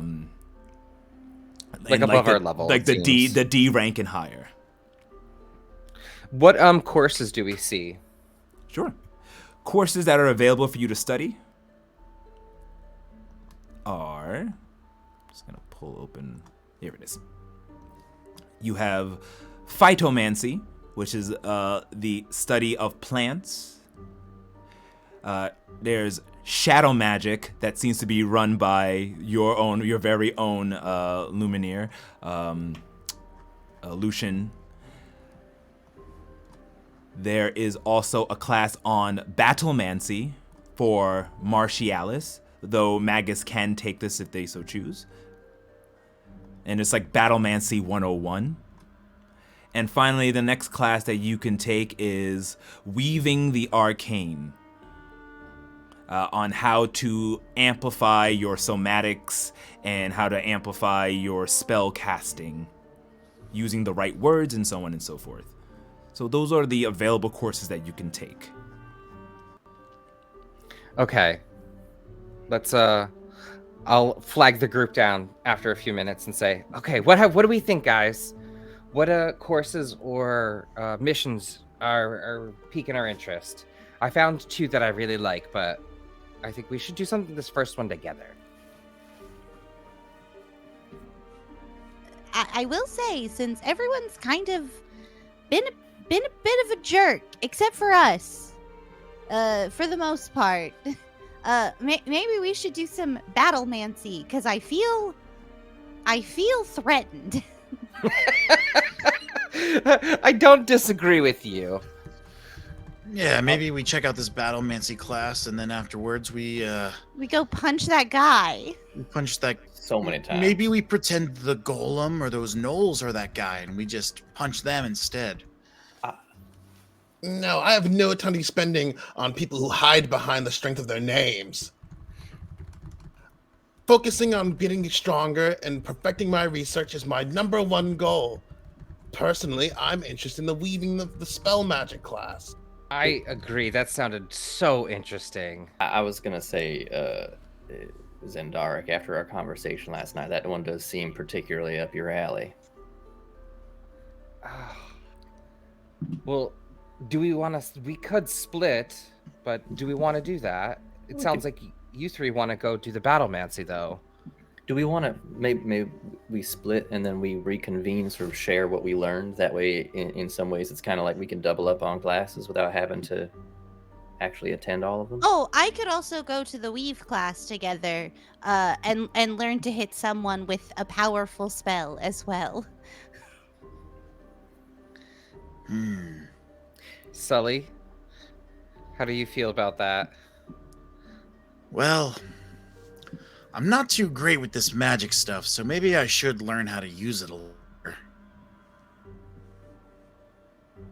All right, so then I think we're in accord then. And then do we want to go after that golem afterwards? Oh, maybe. The I'm golem or those gnolls, that really piqued my interest. I'm very keen on the idea of taking apart that golem after we get rid of it. I would very much like to understand how those things are made. I've never encountered one where I've had the opportunity to actually tinker with it afterwards. So I've never even encountered one, so you're ahead of me on that. we used to use them on the farm for some of the heavier labor. Not my family's farm. It wasn't quite big enough for that, but some of the other ones employ them. Interesting. Yeah. I'm going to hold up my diamond prism and shine a light through it, and multicolored hand will appear, and I'll mage hand up and grab those 2 flyers off of the bulletin board, the weaving class and the golem. Is that pink-haired person in charge still there? Yeah, she has other students going up and talking, so you can easily go ahead and stand online, and if that's what you chose, you can grab them and submit. Oh, I'm not going to stand in line. I'm going to try to push ahead of other people. I feel right at home with that attitude, so I'll accompany him. Yeah, I'm gonna hang back. I have a question actually. This person in charge, is their hair in kind of like almost like a mohawk? They have like great eyebrows and glasses, tendency to wear black. No, Perhaps have an alter ego that engages in some sort of theatrical combat sport.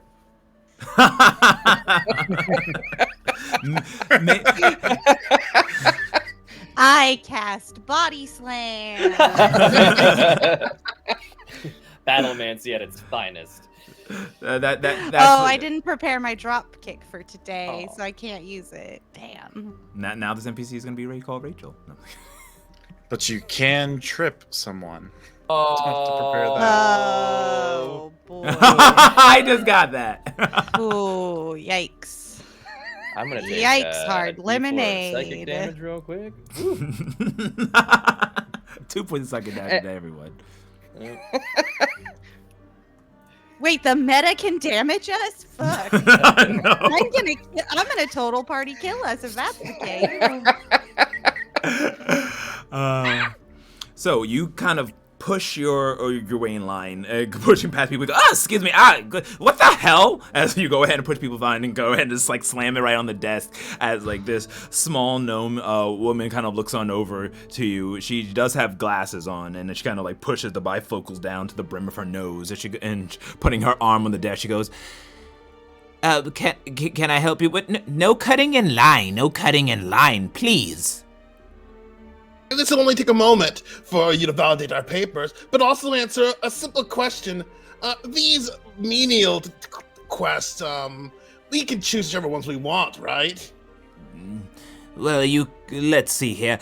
What is your circle's name? I'll look up your stature and then see what you are allotted to use. We're still our default Mu 7J.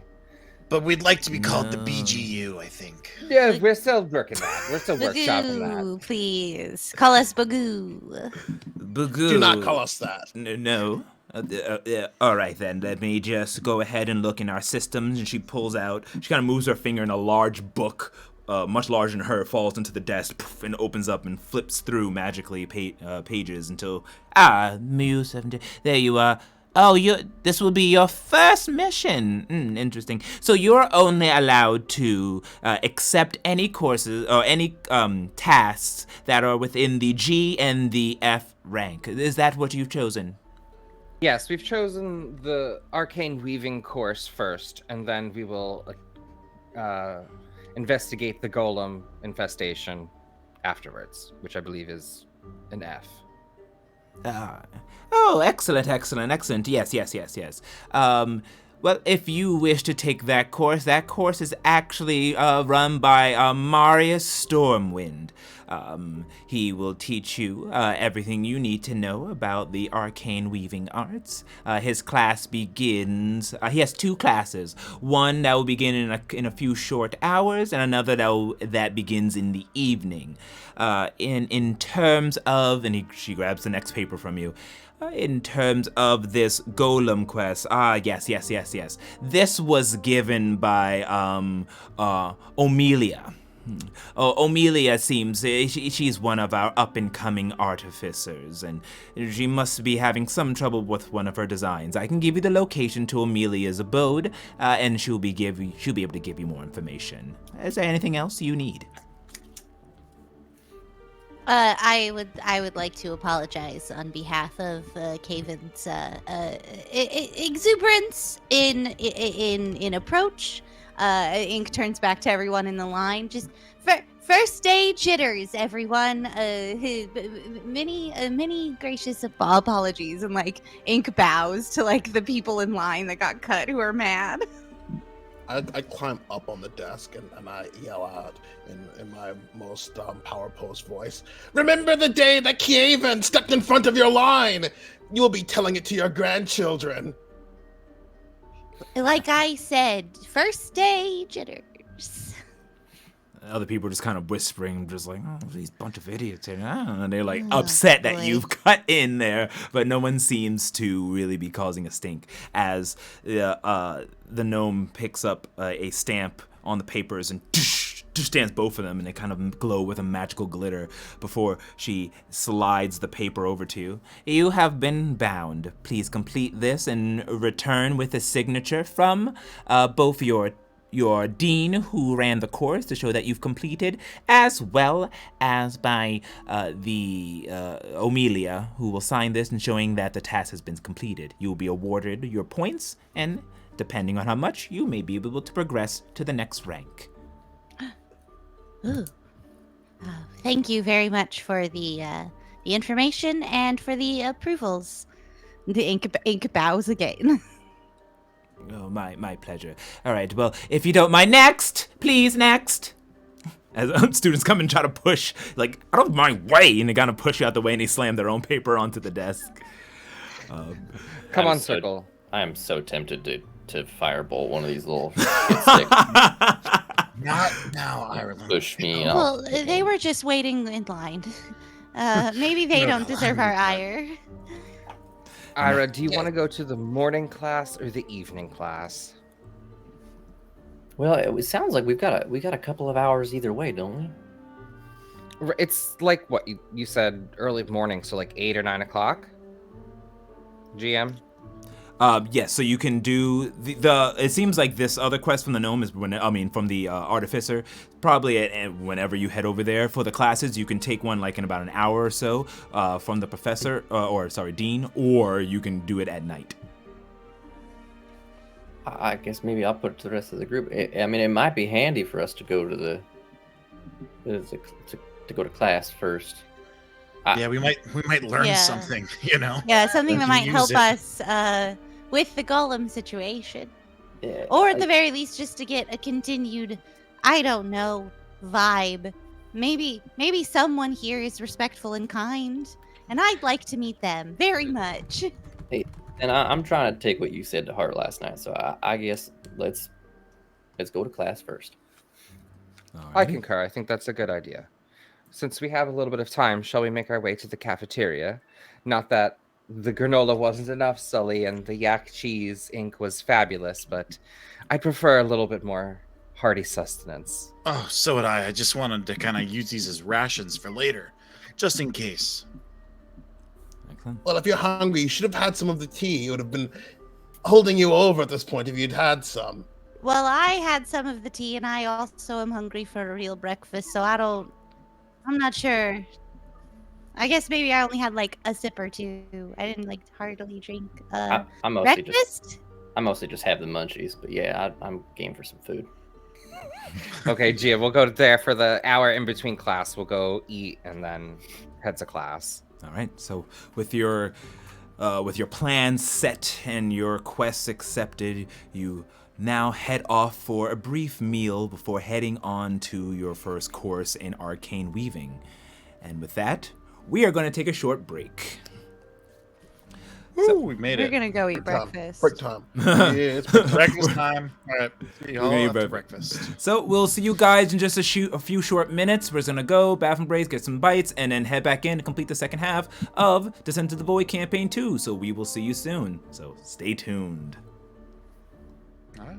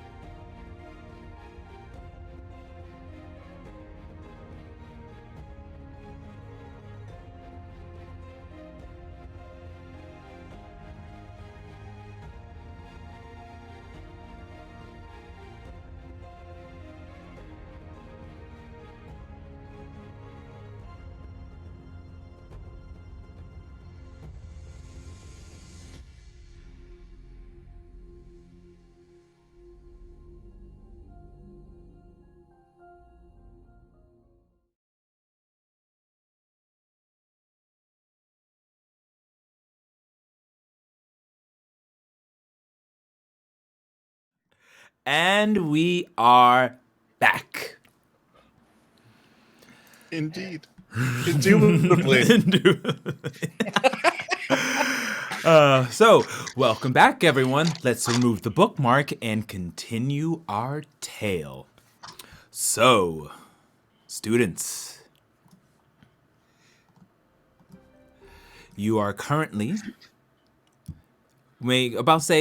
finishing up breakfast, let's say, as you went ahead and sat down. There weren't many students, so I should say, it is around the time for breakfast, so there are several students sitting at several different tables.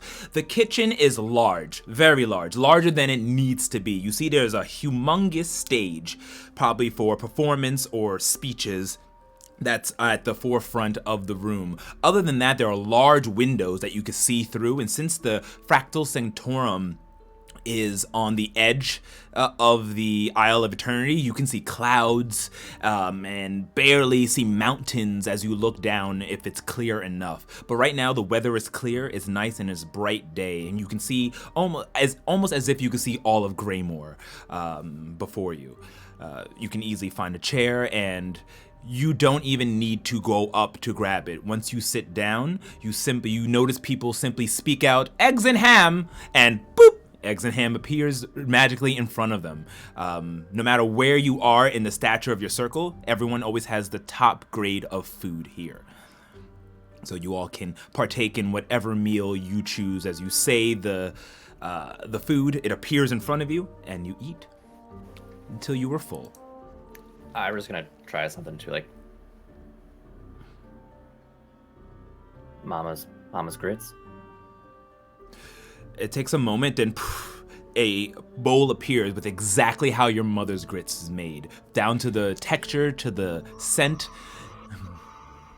And if you try it, it's exactly identical to the taste as well. Mama's biscuits and gravy.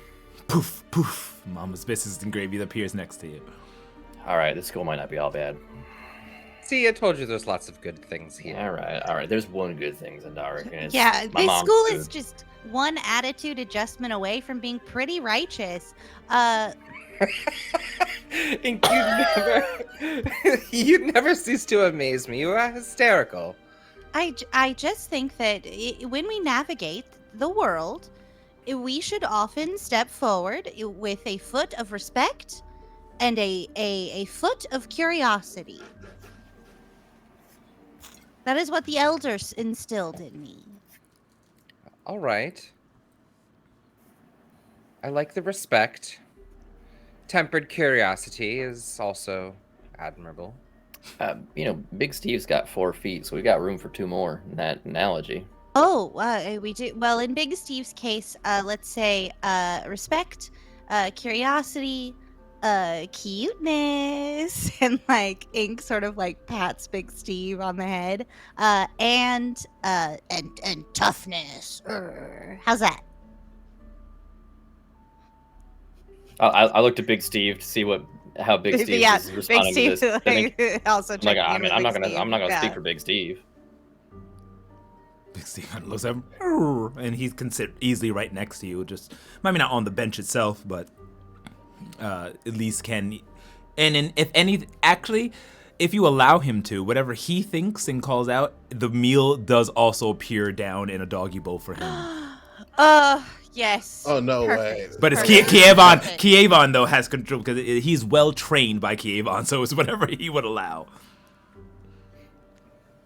Yes, I'd like one half mix of both Fresh Lake Shore kibble mixed with 1/5 mix of saltwater eel mixed into it for the protein. And poof, right below them in a large doggy bowl, you see all the things that you've requested appear in front of Big Steve. And I'll have a slice of toast and an egg. And that appears in front of you. And he begins eating. Cucumber salad on flatbread, please, with crumbled feta. A beautiful salad appears before you. Irulan, would you be offended if I also had the same thing as you? Mama's biscuits and gravy? You might want to say my mom, but no, I wouldn't be offended. I was going to offer y'all a taste if you were interested. Oh, 'cause I would love to try a taste of this dish. Thank you. Yeah. Pass it. What is your mother's name? Well, I mean, I call her Mama. Okay. But Why don't you say his mama's grits? Yes, you might Is get it- confused with my mama, Well- who are not the same mama. Yes. yeah, that, honestly, Okay, it's fair. Looking at Irulan, and I kind of like then glance around to the space around me. I'm acutely paying attention to see if this actually works. If you do want to say it specifically though, you could say Portia Amberfoot. Portia Oh well, now we know Amberfoot. for sure it's gonna work. You're using a full name. But maybe it is worth trying it without being so direct. Just Your mama's biscuits and gravy. Are so good. classic. Just the thought of Ireland's mother's food, it actually, you go ahead and think of call out his mother's meal, and there's a hesitation for a moment, and then there's almost like the table itself starts to bubble up a little bit as if it's computing, and then a direct copy of the meal that Ireland has then kind of pulls out of it up here, and then thereby recreating his meal. Huh, look, I didn't even ask for Yo Mama's grits. I did not expect for that to happen that way. The bubbling was a little bit weird. I'll be honest. It was kind of strange. Ooh, but- shall we compare the two? Taste test. Yeah. Yeah, moment of truth, huh? I take my first bites, DM. Is it the same? Yes, it tastes exactly the same. Like usually when someone cooks something, there might be subtle difference. This is exactly the same as a carbon copy of it. This is really good, and I'm safe to say that this worked out, Zendark, because I would have had to feel really bad saying your mom's food tasted bad. Irulan. Yeah. Phew, dodged a arcane bullet there. I will have the star blueberry pancakes and a glass of pomegranate juice. And just as such, it appears in front of you, this beautiful meal. Nom nom nom nom nom. yeah. Uh, Tuck in. I suppose as we sit down, Ink sort of like sits across from Ireland, having tried some of this delicious biscuit and gravy situation, likely for the first time. I don't feel like biscuits and gravy are a dish in the desert No. for reasons, because desert. Ireland, this is quite delicious. It's so peppery and creamy, and the texture of this biscuit is so so light yet so crispy. This is amazing. Your mother is a wonderful cook. I did overhear as we gathered that you had a rather difficult time on the journey here. If you need anything, a friendly ear, please do not hesitate to reach out. As we are compatriots in this, and I wish to see you not only make it through, but thrive here. Well, I appreciate that. It, Zendark and I were up for a little bit last night. We started talking about it, and I'll tell him. I'll tell all y'all what I told him, which is that I don't really want to be here, and it's not on account of any of y'all are so far lovely and entertaining and very interesting individuals, but That's what he said to me too. I don't feel like this is a good use of my time. That's not to disparage this institution, but y'all are clearly very, very good at what you do and deserve to be here. But I got things that need doing outside these walls, and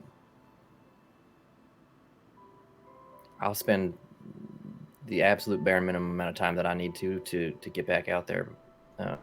And Zen said that we're a circle and y'all help, but I don't want to ask you to do that because I don't want y'all to put your lives on the line for me.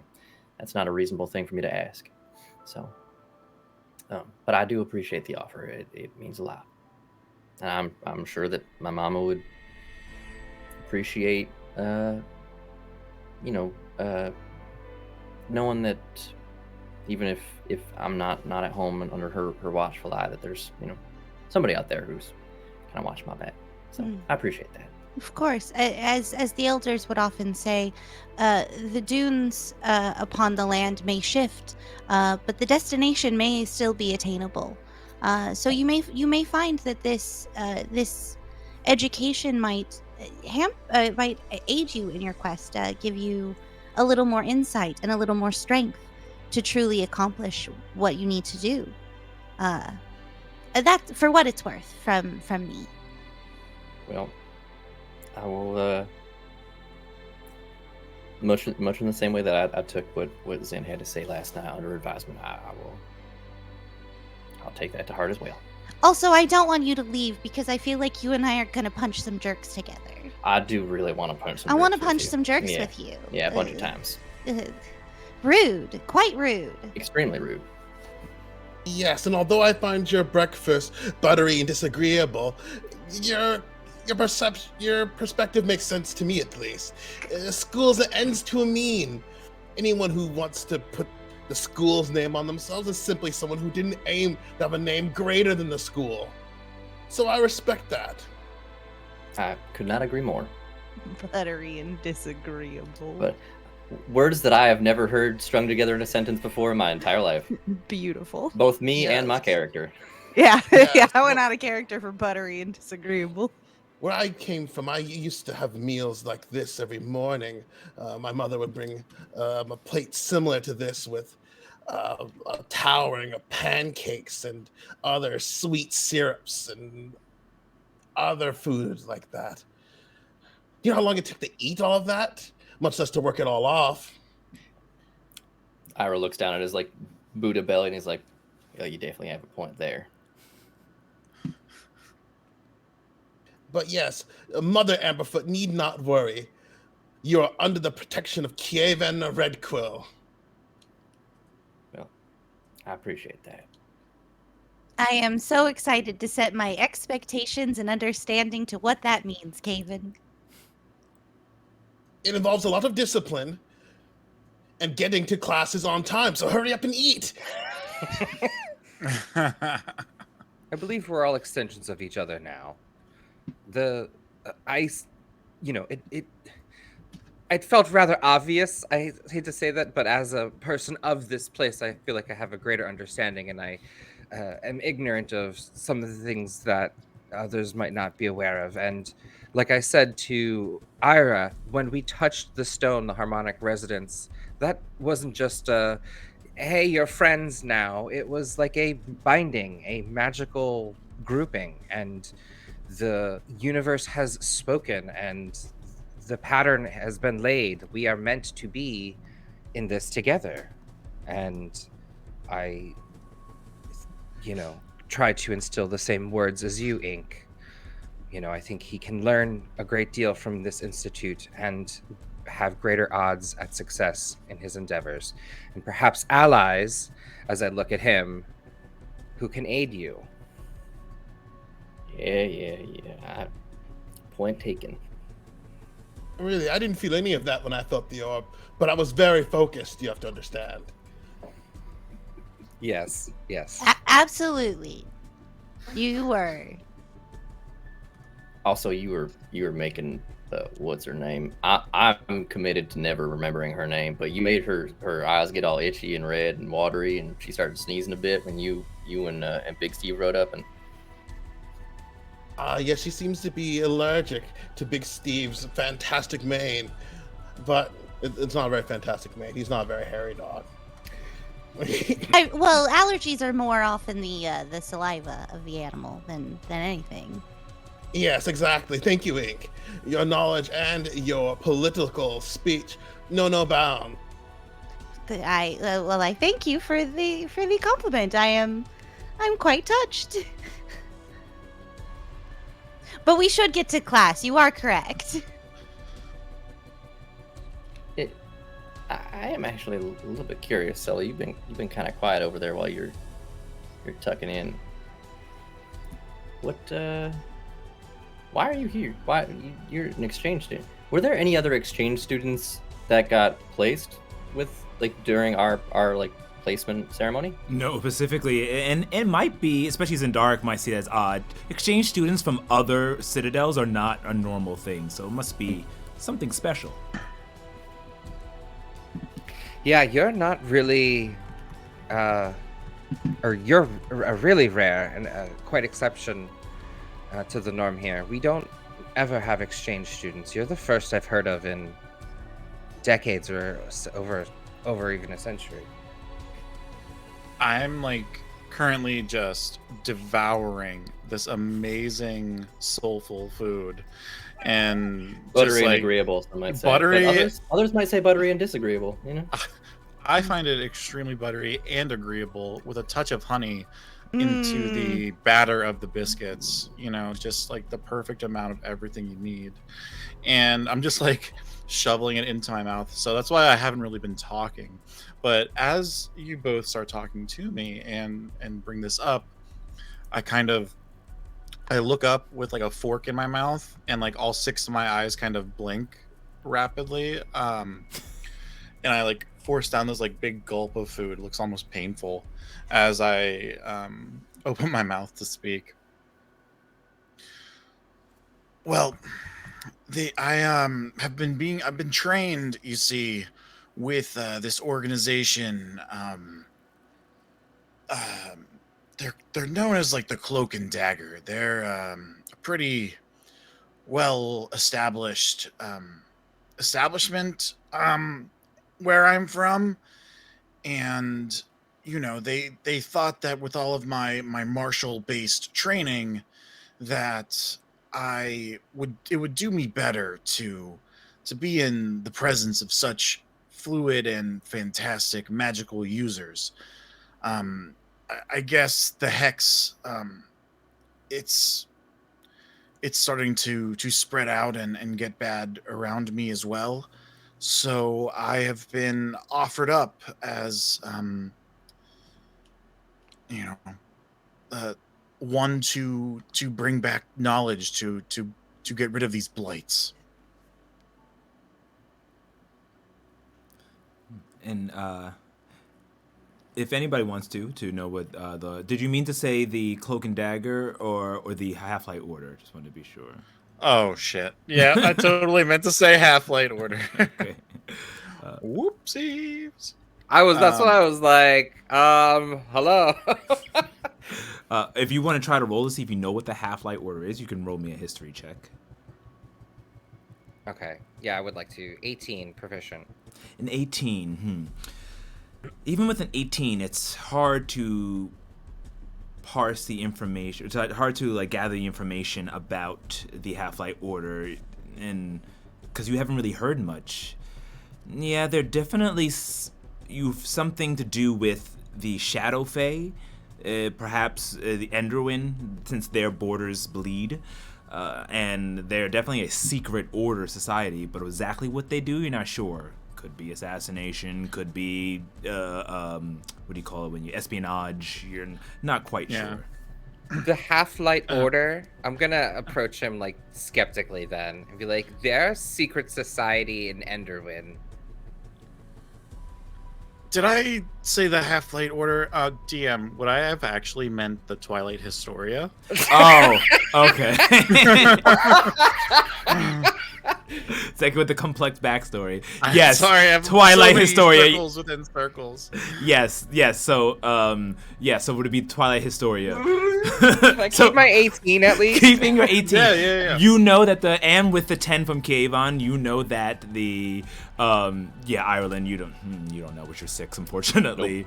Nope. But you do know that Twilight Historia so there are multiple citadels that exist within Greymore. And one of them being from the Shadow Fae, because of all the 5 realms: Enderwin, Barriset to the north, Lumaria to the south, Corinth to the west, and then the Shadow Fae. Corinth to the east, and then the Shadow Fae to the west.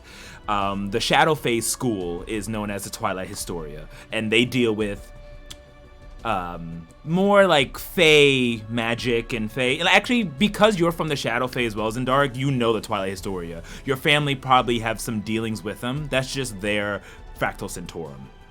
Yeah. Okay. Yeah.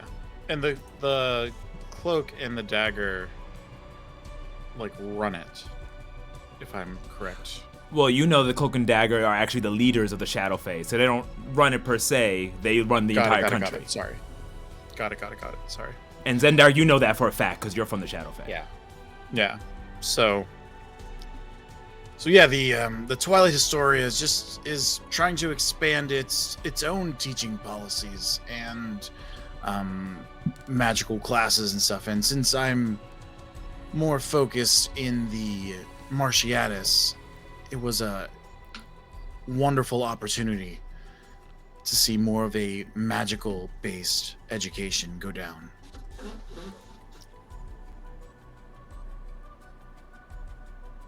Interesting. What other reason would someone want to come here? I mean, it's the most prestigious citadel of all the lands. One of realms. them. No, it is, the most well-regarded. That's why we hold court every 100 years. Potatoes. Interesting. I have not heard of exchange students in quite some time, though, but the fates have aligned you in with us. It's good to know you, and I look forward to becoming better acquainted. Same. I feel like there is a lot that we can learn from each other. I have to ask you a question right now, though. Can you look out of all of those eyes, or are they just magical tattoos? I've been dying to figure that out. I individually blink all 6 of my eyes. And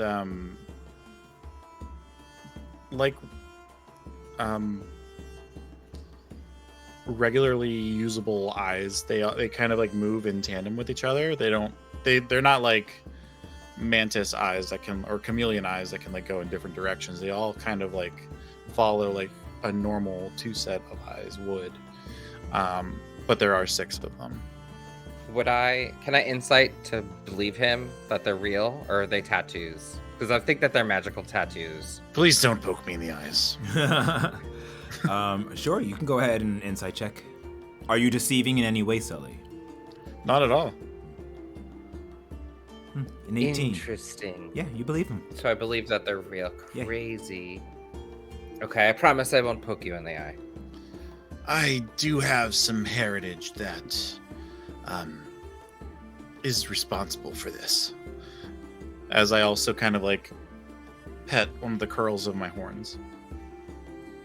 Mm. Curiouser and curiouser.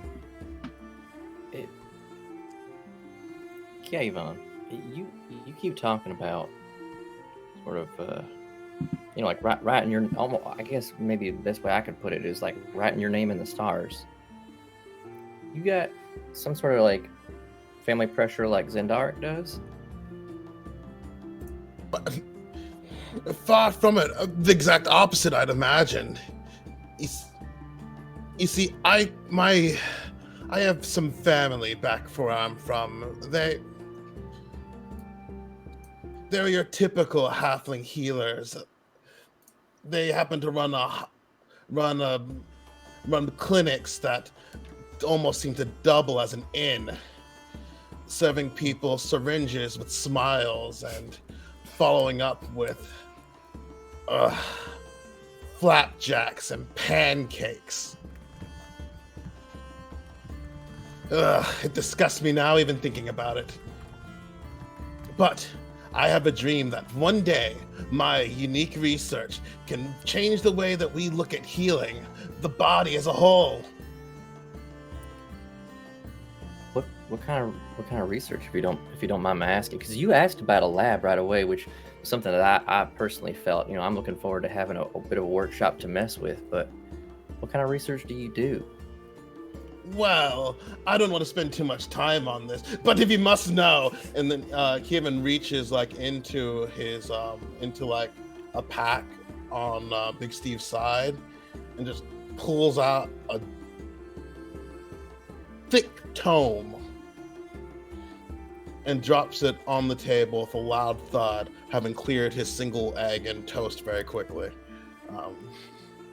This is just a single droplet of the knowledge and research I've been doing. You see, as he opens up, it shows these pages of these people, faces twisted in utmost agony, these diagrams of bodies and of these bodies comparison charts.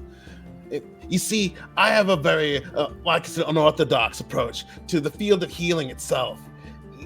Bodies under pressure have a habit of fighting, of overcoming adversity, achieving new heights and goals, like us here at this university. My belief is that under pressure, bodies can achieve so much more. So why mollycoddle them with the soothing and the sweetness that has been known with healing? My healing comes from a place of strength and resilience against adversity. It is growth and healing through pain. How long? I mean, I've never heard of anyone trying to heal that way before. How long have you been doing this?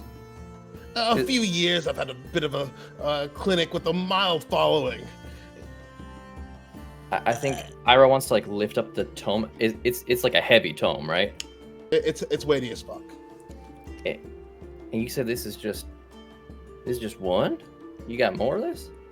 He said a drop of knowledge. Wow. I don't know if you've ever thought about this, but it's less healing and more just sort of the broader applicability of your research. I mean, I'm not gonna lie. These faces are extremely disturbing, but your documentation of anatomy is. I mean, you're an artist, not just a researcher. This is incredible. These drawings are incredibly evocative. I do wonder, has this research been peer reviewed at all? Well, it's considered controversial where I'm from, so the patents are still pending. Have you thought about the way that artificers like myself or that perhaps was it Amelia later today, it could be useful for construction of sort of vaguely humanoid constructs, golems, that sort of thing. Could actually improve designs immensely. I imagine that could be an application in some way, but I just simply don't understand how golems, rocks, stone, creatures of steel can have a sensation of, well, pain. Well, I guess I don't mean so much the sensation itself, but the physiological construction could, you know, we have to sort of make do with our understanding as engineers, but I mean, just like flipping through page after page of like these like super, I assume like incredibly intricate diagrams. Deeply graphic. Just like hits a page, turns slightly green, flips the page quickly to the next one, is like, oh, still bad. Oh. Most of those people recovered, by the way. This is a story of successes. I don't think Irish says anything as one was like, noted, most of them, okay. I am wondering, could you hurt a construct's feelings? Maybe some cutting words to elicit the sense of pain? I have done some research showing that even just the evocative thought of discomfort produces a reaction in the body. Perhaps it's just simply the perception of pain itself is a pain in and of itself. Sort of it's all in your head kind of an idea. Well, it's worth exploring at least. Kevin like turns to like a blank page in the book and starts scribbling a little bit. I'll be sure to cite you, of course, Irulan. I refuse to stand on the successes of anyone other than myself. Well, I understand that. You mind if I just take some notes from some of these diagrams? Well, it is a little bit personal. And he closes the book very quickly and puts it back in the bag. This research eventually will be the means by which I launch my research to the greater stage of Greymoor. Someday, this research could help thousands, maybe even help those like the afflicted, whose connection to this world is less than that of other living creatures. You think you could cure them? Like get rid of it?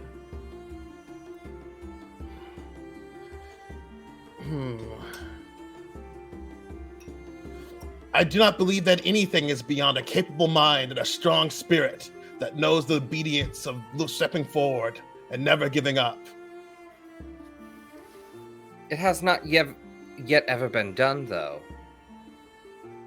Yet, it has not been done yet. But I have seen things that would make you think the afflicted are not too different from you and I. I mean, they once were you and I. Yes, well, so was every body in a graveyard, but we don't have very much in common with them anymore. Truth. Shall we go? Yes, on that deeply morbid note, let's go to school. Alrighty. Let's do it, yes. Let's go to class, guys. It's our first day. So Syllabus week. Yeah, I can't wait to funnel mead. all right. So you all complete your breakfast and have conversations with each other, learning a little bit more about each other, this circle that you have joined, gathering your things. You get up and leave, exiting this great hall of a mess hall, and following the map and signs over to where apparently your next course should be, of arcane weaving. Some things you know before the actual course begins. You do know it is run by Professor Odessa Moonstone. I guess the class changed, because that's not what I wrote down. Oh, did I? Who did you write down? Did I tell you? Did I? Marius Stormwind is. Yep, Yeah, Yep. You're right. You're right. I was reading the next class. My bad. Is it Storm Cloud or Stormwind? Stormwind. Okay, I wrote the wrong thing down. Sorry, I was reading the next class. Ignore me. I was like, Bloop, bloop. ooh, syllabus changed. This is run by Marius Stormwind. So yes, you have his information. So sorry about that. But as well as the full name of the course is Arcanomancy, the Art of Arcane Weaving. Now, as you make your way throughout and passing the many different hallways, and each hallway looks different from the rest as you navigate this strange maze of a citadel that is the Fractal Centaurum. You can see students practicing their magic outside of the window down in like the front yards and the grounds, the school grounds, and so on and so forth. And it's a very beautiful scene. The school is warm and inviting, and as you pass by different classes, some of the doors are open. You can hear explosions and oohs and ahs and that's how you perform a proper firebolt. And continue to make your way past these until finally reaching a different section of the school. A doorway on the top, it reads Arcanomancy with the time set, and you guys are just on time. You see there are about 6 other people who are currently in this class sitting down on desks. The room is quite large. There's a blackboard at the far end as you enter in there. There's a desk there as well, like a long mahogany desk, as well as different cups full of pens and quills and even a magic wand, and then 2 large windows to the right. Many of the different students of all types of species. You see gnomes, 2 goblins, as well as some like an elf and a human. As you go in and can easily take a seat in the square desks. And there's enough seats for you all to sit next to each other as well. And it kind of gives you an ambiance of like an actual classroom. As you all sit down, take your seats, and wait. After about a few minutes, you see like a purple and green light flash behind the desk, almost like a luminescence that begins to get brighter and brighter as a wind blows inside, and you can smell the scent of ozone. You get and like even hear like a crackle as another flash of light appears, and then like standing there almost instantaneously looks to be a human gentleman with long blue and green robes. There's filigree of what looks to be Elvish, those of you who can speak Elvish, symbols etched in gold on his entire robe ensemble, and it's very baggy. He stands about 5'7", with a long like puffy black beard and short black hair as well, and sun-kissed skin, as with 2 glasses that are just right up on his eyes, that the glasses are so huge that his eyes look abnormally large, as if they're magnifying them as well, as he goes, Welcome students, welcome to the first course of this semester on Arcanomancy. I am Dean Marius Stormwind, but you can just call me Mari, because we're all friends here on it. I want to be that cool Dean that you can just, chat with and be friends with, and let me know anything that bothers you.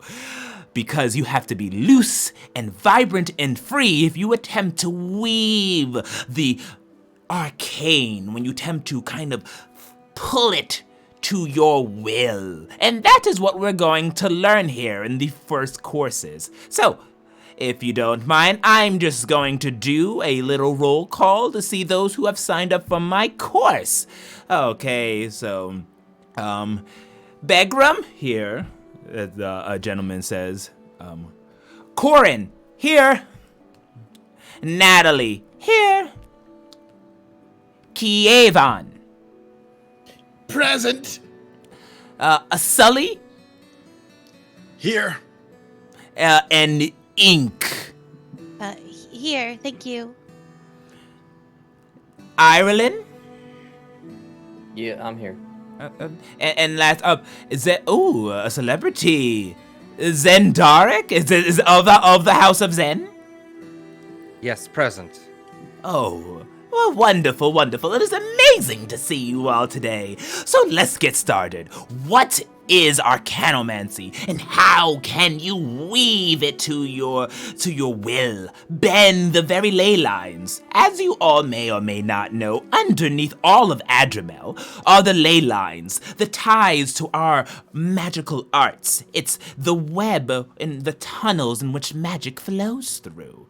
And we, thanks to the Grand Nine, are able to augment and bend the magics to our will. We use these abilities not only to defend the mundane, but as well as to break hexes and do all sorts of magical, wonderful things in our world.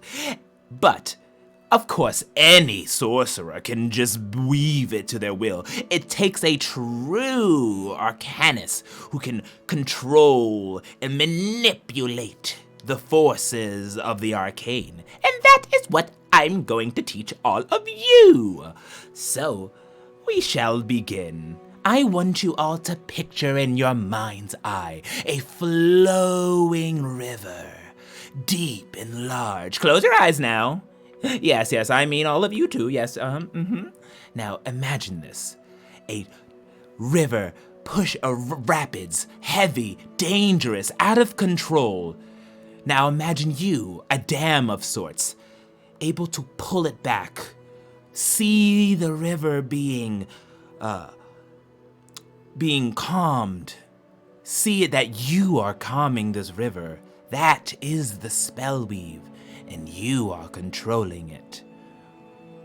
I want you all to raise your hands, still thinking of this river, and I want you to make a tributary where it bleeds off, and this is your tributary. Oh, I see there's a question. Do you have a question, Master Kievan? What? You're the one who told us to raise our hands.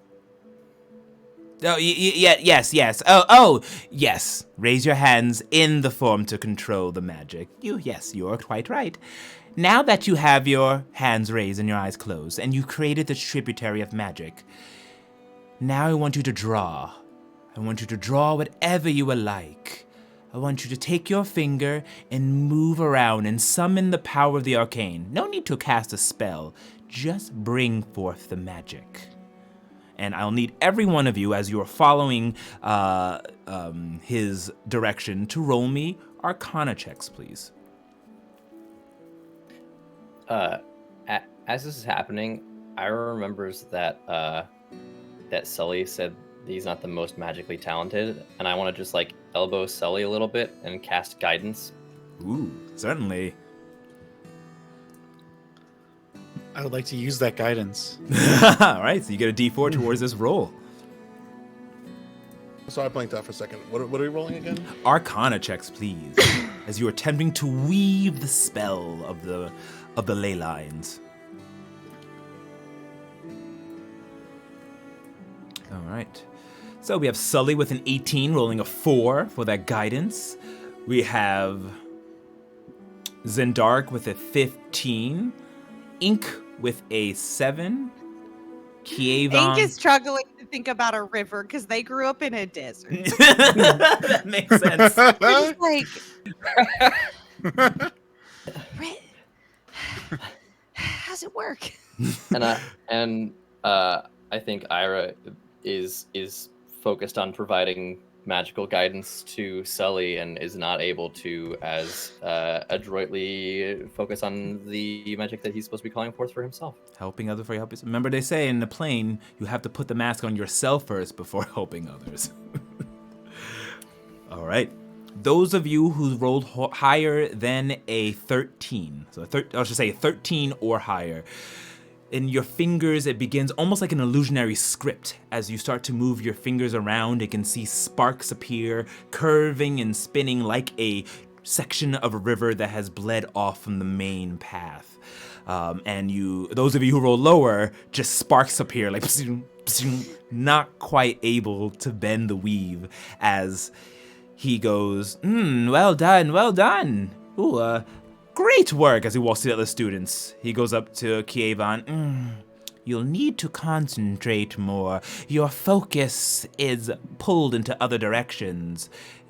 As is yours, Master Ireland, as he looks on over towards you.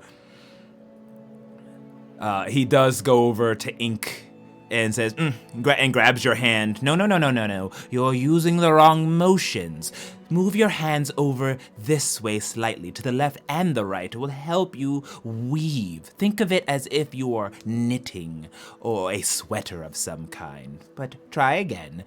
Oh, but look what we have here. Zendarek and Sully. Excellent work. Excellent work. You truly know how to weave the ley lines to your will.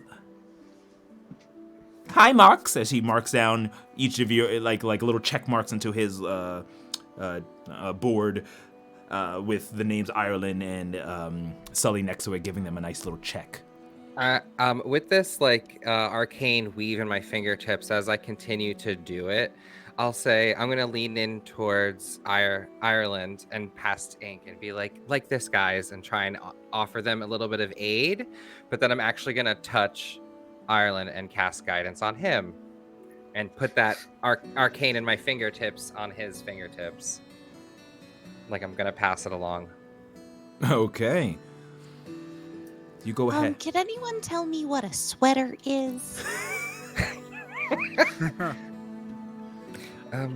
It's kind of like a shirt, but like heavier in material. It's like chainmail, but with yarn. Okay, these lessons are going a little over my head right now. I did grow up in the desert, surrounded by sand dunes. Oh, okay. We need to come up with a new not analogy. many sweaters necessary. Maybe think of it as like a gale, like a dust storm that flows across the dunes. As you mentioned in your adage with your elders that the dunes shift and move, with that same flowy motion, picture that as the river replacement. And then what equivalent barricades do you put up in the desert? Think of that as yourself. Perhaps that analogy will help. Yeah, something to stop the sand from overrunning like an encampment or a town or something like that. Did you put up like windbreaks or yurts, or what was your? Well, we did construct walls. So perhaps vision that.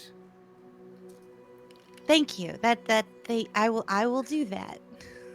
And closes their eyes and starts like thinking about the desert sands hitting a wall. Could that have been the help action for her? Yeah, I would say that. Well, before you make, and those of you who did roll already, that's fine. We'll keep those rolls.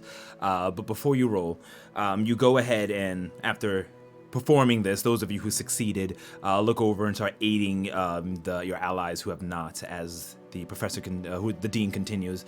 Well, now we're going to try something a little bit different. Those of you who didn't get it, that's okay.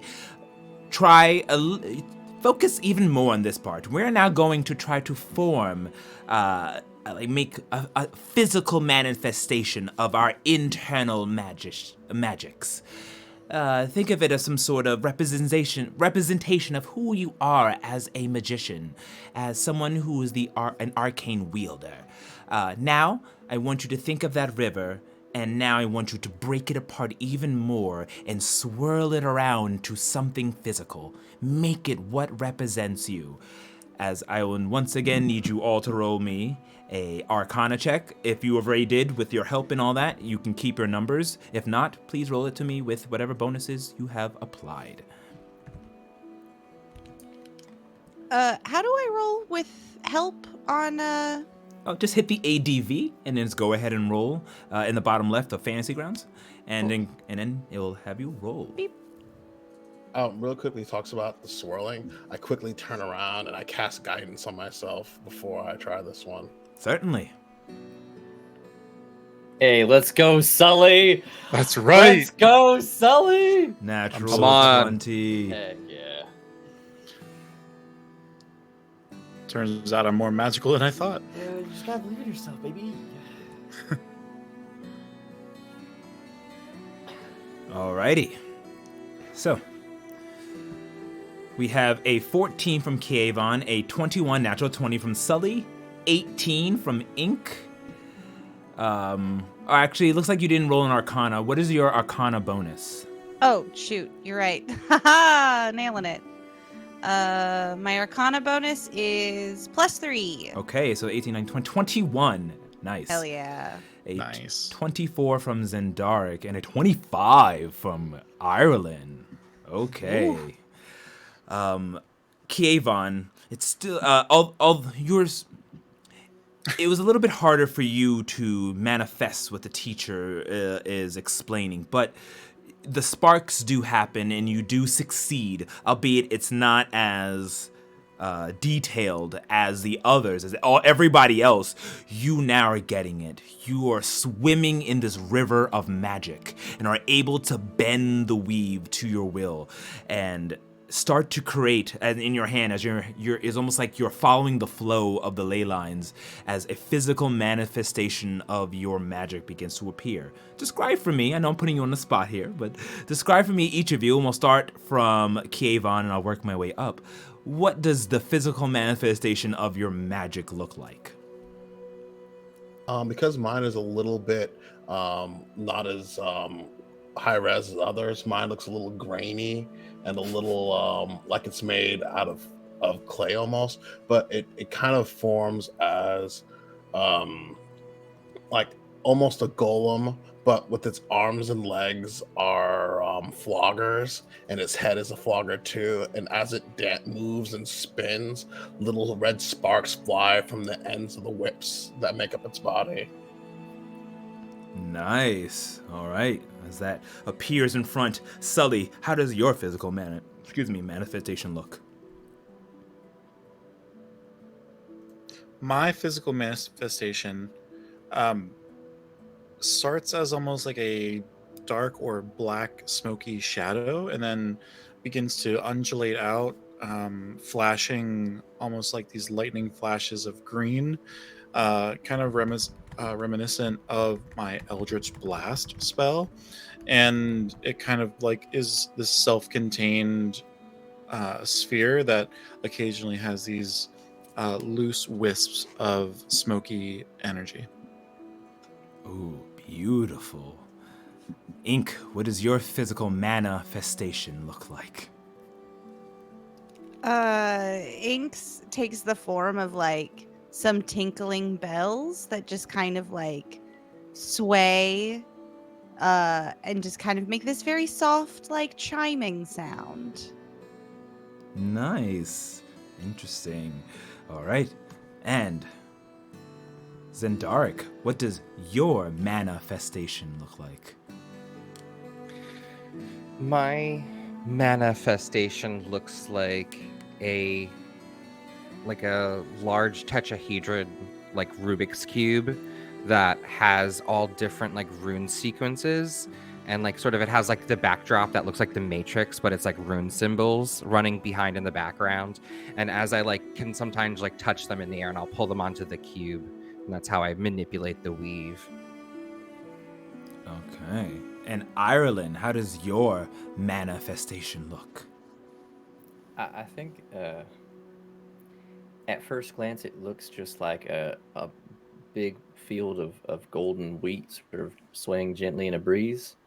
But if you look closer, each one is actually a complex series of cogs, and they, in order for it all to move, they actually are all sort of interacting with one another as they all sway in the breeze. Beautiful.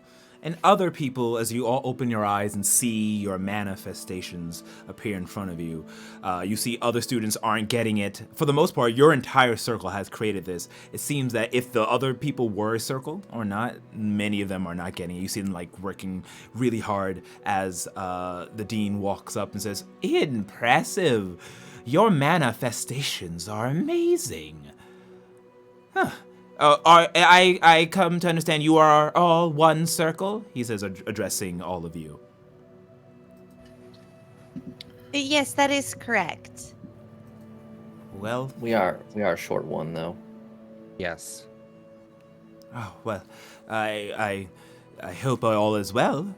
But you all are impressive. You are able to really create your mana and form it into something, aka the term manifestation.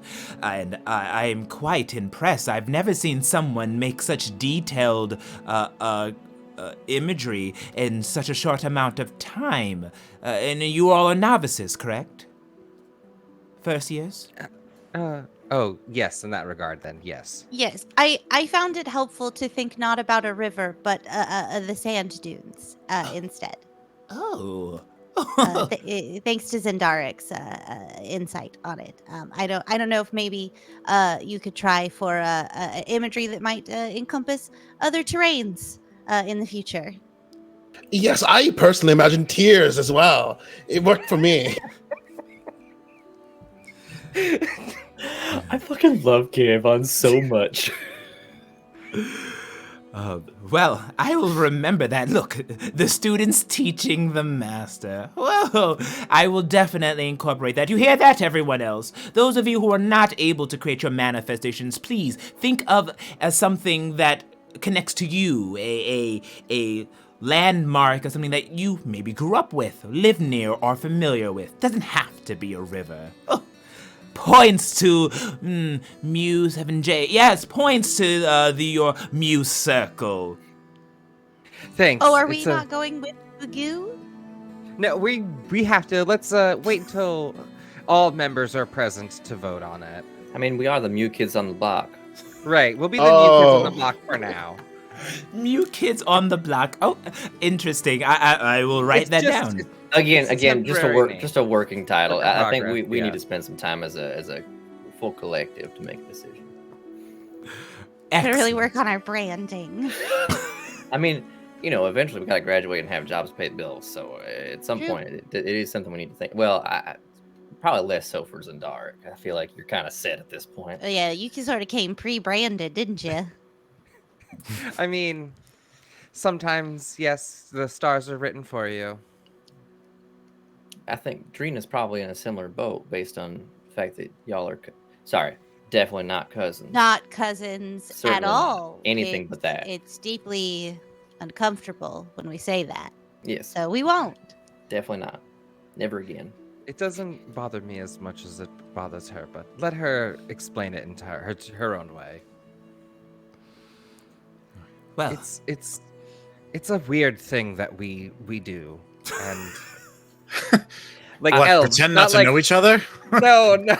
I mean, there's like a weird elven tradition that both her family and I subscribe to that is awkward and only certain families do it. And Is this a weird sex thing? Y'all aren't inbred, are you? No, absolutely not. How Okay. dare you? I'm just checking. You said Well, it's a you know, weird. She is thing a that- wood The elf. likelihood of noble Ah, families often that's the continuing to issue sort we of mix take. their blood together, keep the bloodlines pure. It could be possible, just I mean, based you're on not totally wrong. They are sort of arrangement ceremonies, but her and I were never meant to be betrothed. Exactly. Thank you. Yes. Oh, good. So it was more casual. But we have been to these family gatherings, and I just feel like Never mind. betrothal and family gatherings should not be directly in association with one. I mean, I don't know that much about elves, to be fair. I do appreciate the fact that the biggest thing you took issue with was that she's a wood elf and you're not, and that was the part that you were like, "How dare you?" Not the bit about the incest, but you're like, "Don't you fucking lump me in with them." That does seem a little bit problematic. I'm gonna be honest with you. it's something we'll have to dig into in another time. Yeah, maybe. Yes, and Zendark, explain to me how the being branded helps with your magic. Is it the searing sensation of the metal against flesh that helps you focus, or Is there Secret. magic imbued in the sigilry? In the sigilry? What do you Sigil- of mean? the brand? The brand itself. Yeah. I mean, high quality foci make it easier to cast magics, of course. Where is your brand Hmm. then? I don't have one. Well, I was merely meaning a metaphorical brand, not a That's what I physical- thought you meant, Ink. I I don't presume to think that elves brand each other with hot pokers. We Well, do I mean, not. They're consenting I don't make adults. assumptions about magic. You never know. I mean, maybe there's some high-level circle stuff I don't know about, but I have not been branded. Are we gonna They get just butt said wave brands? your hand in the air and imagine water. So I thought a brand seemed very reasonable given what we've been talking about No. before. You know what, Kayvon, I really commend your A to C thought process. I think it is unlike anything we've encountered before, and honestly, I'm really looking forward to how your unique mind is going to strengthen our unit as a whole, which I guess isn't the Bagoo unit yet, but that's fine. Lateral Or- thinking is a key trait in leadership. So I thank you, Ink.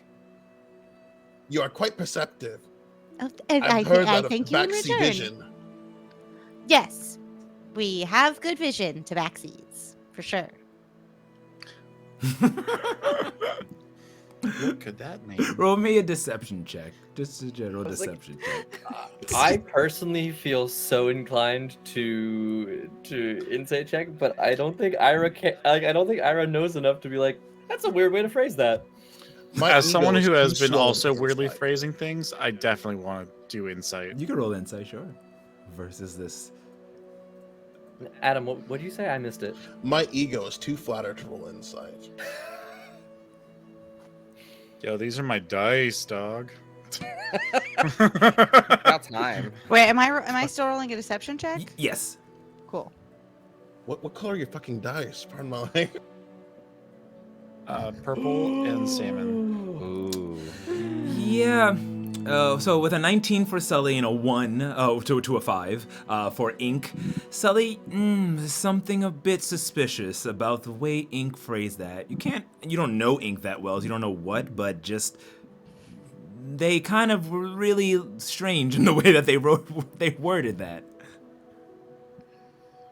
Yeah, you definitely I think kind something of just about. I just kind of think to myself, I might not be the only one with hiding something, I guess. Alrighty. So the dean, Marius, goes, well, that was excellent work, and this is all happening over the course of several times. You're practicing and training over the course of this class, and because you guys roll so high, for the most part, you've completed this class. As Marius goes, well, amazing job, especially from this circle here. You've all shown your true prowess in the arcane arts. I will make sure to tally that down and return it to your Illuminor, who will award you accordingly. Excellent job. The rest of you can learn something from, I believe, Mew Kids on the Block, or whatever you're calling yourselves. Excellent work, nonetheless. Well, Good job, guys. Great Thank job, you, everybody. Dean. We appreciated your tutelage on this day and intend to take it forward as we grow here in this institution of learning. Excellent. I look forward to seeing you all again soon. Thank you for taking part in my class of Arcanomancy, and be well, and may the 9 bless you on your journey. All right. And with completing this course, and all of you rolling ridiculously high and doing a well job on these rolls, you will all get +1 to your, for the next 24 hours, +1 to all of your spell attacks. So sorry if you are a Martialis, but +2 and your spell DCs just for the next 24 hours.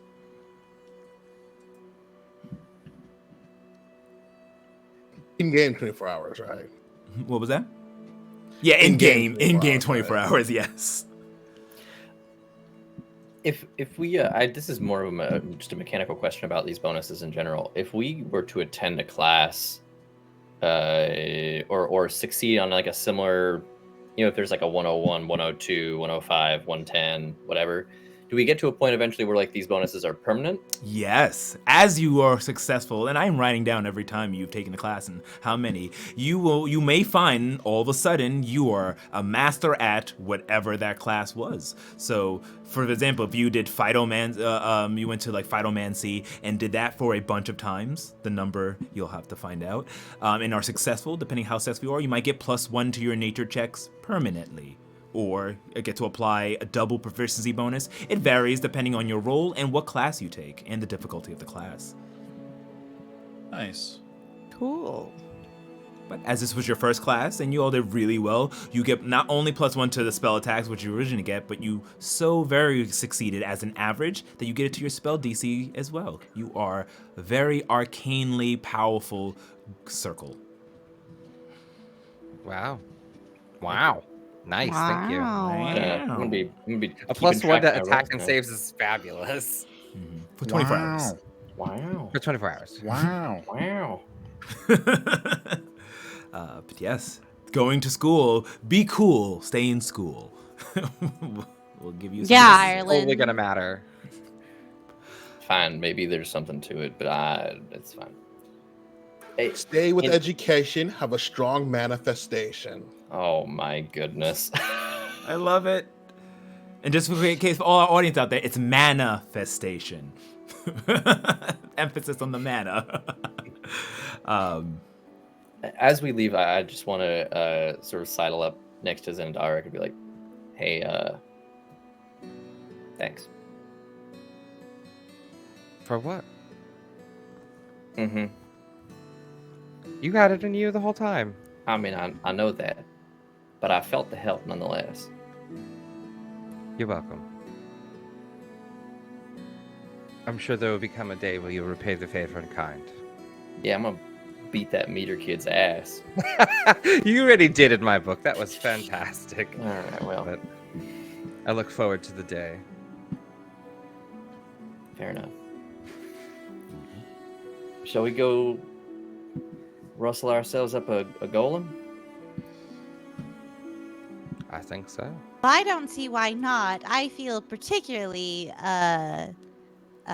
invigorated after our class. Yes, I feel as if we'd be more capable as long as it's performed within the next 24 hours. Exactly. I would have to concur. In terms By this of time tomorrow. in terms of your character, you all just feel just a little bit more inspired, more knowledgeable on how magic works. Thus the meta +1 to both. Amazing. But you all leave the classroom, gathering your books, bidding your farewells to the dean as you make your way to. And you're saying you're heading towards Omelia? Is that your next, or do you wish to do something else? Up on by. All right. So, the course was about an hour and a half or so.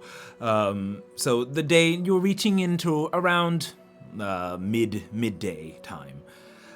As you make your way through the Fractal Centaurum, passing other students in the other classes, down the stairs, and then finally exiting out of the grand doors that are the entryway to the Fractal Centaurum. According to the parchment that you have to go to the workshop of Omelia, which is located inside of the center city of the Isle of Eternity.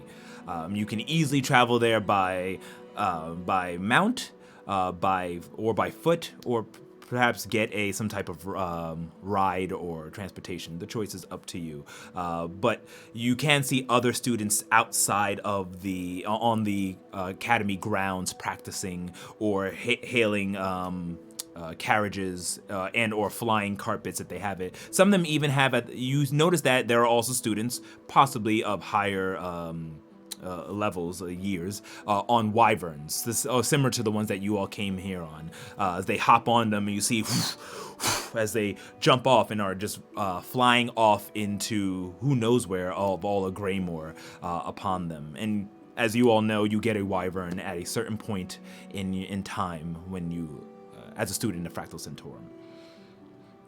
But you walk down the large cobblestone road with the beautiful decorations of cut grass and like tall shrubs that have been decorated into the images of the gods before making your way out to the front gates. There is a gentleman standing wearing a very dapper suit and tie with a little circular hat. He looks to be human as he walks up to you and says, "Oh, hello, are you perhaps needing a ride? Do you need to get off island, or do you need to go deeper into the Isle of Eternity? We can get you a ride, or you can travel there if you want."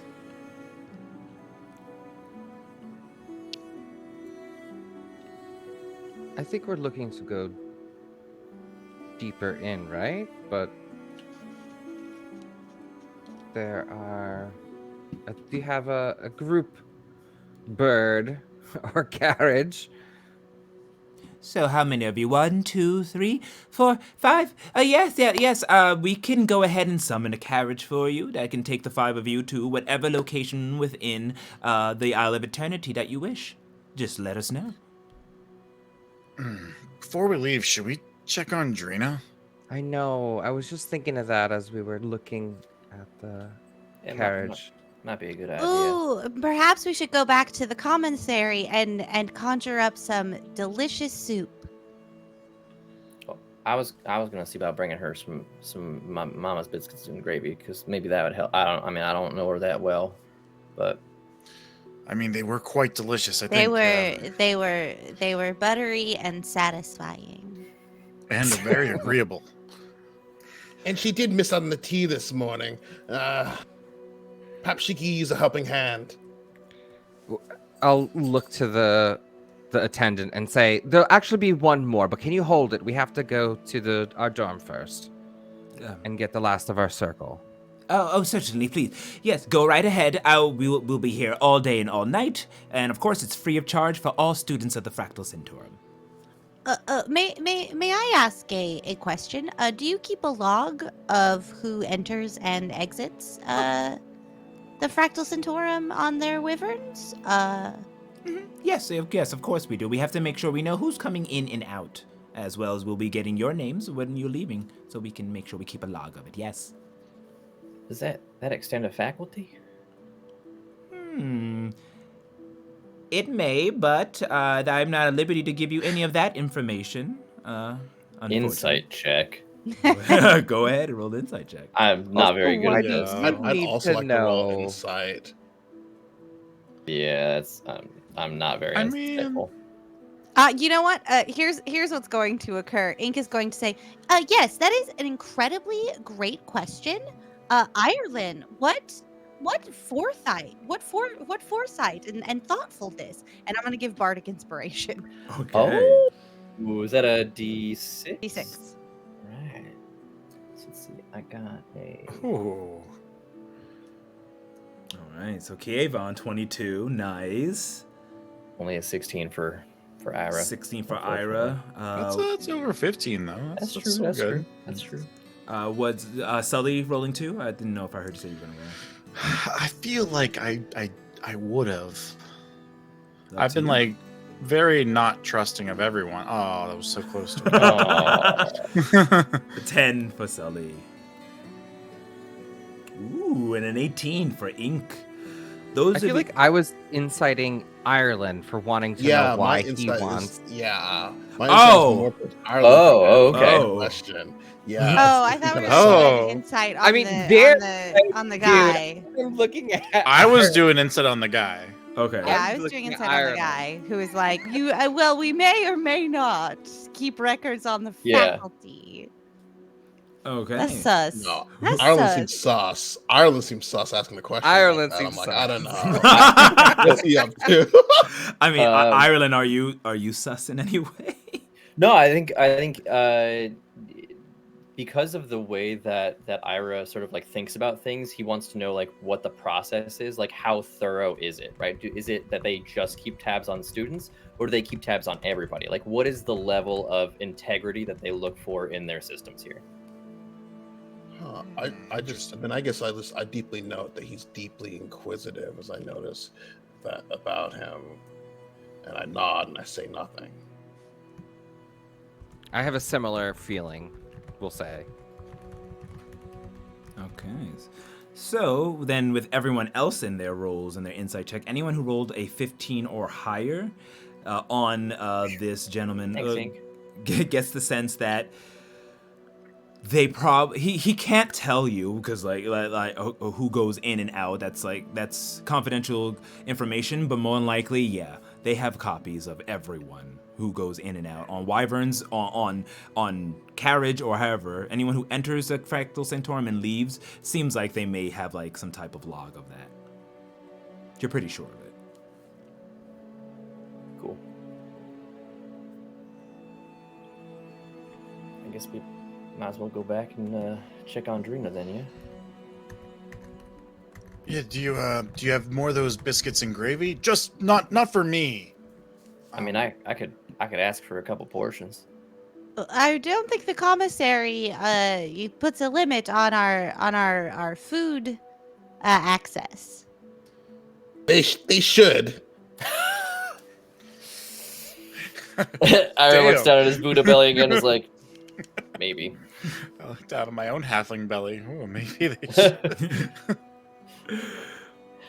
Look over at Kievan, who looks like he's just like chiseled out of stone. I'm like, there might be something to that. Well, it's all about a balance between diet and exercise. And no shame to consuming large portions of delicious dishes at all. Yes, and many different bodies are specialized for different sorts of situations, all of them capable in their own way. However, for what we need to do here, I'm going to try to stay as lean as I can. I recommend the same to the rest of you, as a very rigid diet is a good sign of handling from a very talented leader. Alrighty. Great stuff. Let's go get soup. Yeah. So you guys can easily go back. It's never closed to the Grand Mess Hall, where you can sit down, order your meals as you see fit, and fill your bellies to your extent, all for free. To the furthest extent, all for free here. After you finish your lunches, you make your way back, and it's strange. You guys have not been, even you, Zendar, because since you were not a student, you weren't really in the Fractal Sanctorum. You guys don't know it well, but in your mind somehow it's imprinted the exact direction and location how to get back to your own special dormitory. As you begin walking in the Fractal Sanctorum to that area, you reach a point where it's a corridor that can, not the infinite corridor, just a normal corridor that continues, and it shifts, as in like there's like a tunnel that splits into two, and you just head to the left, knowing there, and then again it then splits again, and then continues to split in that way until it forms into almost like a strange reflection, infinite reflection of mirrors. Until eventually you see a glowing door, a golden glowing door that you immediately feel some type of pull to. Opening it up, you enter inside and then once again reach that war room that you were in, completely empty, though there is lined with books. It's almost like your own private library, if you will. Then continuing past that to the other door, you open it up, walking down that 30-foot corridor until getting to that empty room, where there's nothing on the other side of the wall. Just by your will of thought of wanting to open the door, it appears in front of you, unlocked as you open up the door and once again arrive inside of your own special dormitory. Is the food that Ink laid outside of Drina's door still there? I would say that it's been brought in, yes, definitely, to fill her stomach in these long hours, and Drina probably has eaten some of the food in some portion of it anyway. Drina, it's a nice little light knock on the door. I brought you some spicy soup. It might help with your sinuses or your stomach. We often drink this where I come from when we're feeling a little sicky. The door opens up, and you see Andrina standing there in her normal outfit. Thank you so much, Ink. I was feeling really bad, but I actually spoke with Dean Shadowbrook, and he brought me some herbs and elixirs, and I'm actually feeling a little better now. You should still have the soup anyway. It's quite delicious. Oh, no. I will. Thank you. And then she'll go ahead and start to consume the soup. Herbs and elixirs? Where? Sorry, I took it all. It was just enough for me. I told him I wasn't feeling well, and he brought back this concoction. How recently did you have it? Hurry, spit in this cup. No. I'd rather not, please. But what's the plan? I feel like I've missed so much and would like to continue with the group. All right, fine. Keep your secrets then. I'll just slide her to a bowl of biscuits and gravy, and then I guess we fill her in on. Yeah. Yeah. Okay. Kind of fill it in. And we teach her so good. She also gets the spell casting bonus. We took really good notes. I would say, as a group, roll me a group Arcana check, and this will be how well you teach Andrina. All right, let's all guidance ourselves guidance up. first. Oh, that's too funny. Okay, 16 I'm not upset. from Sully. Okay, that's pretty good. 16 from Sully.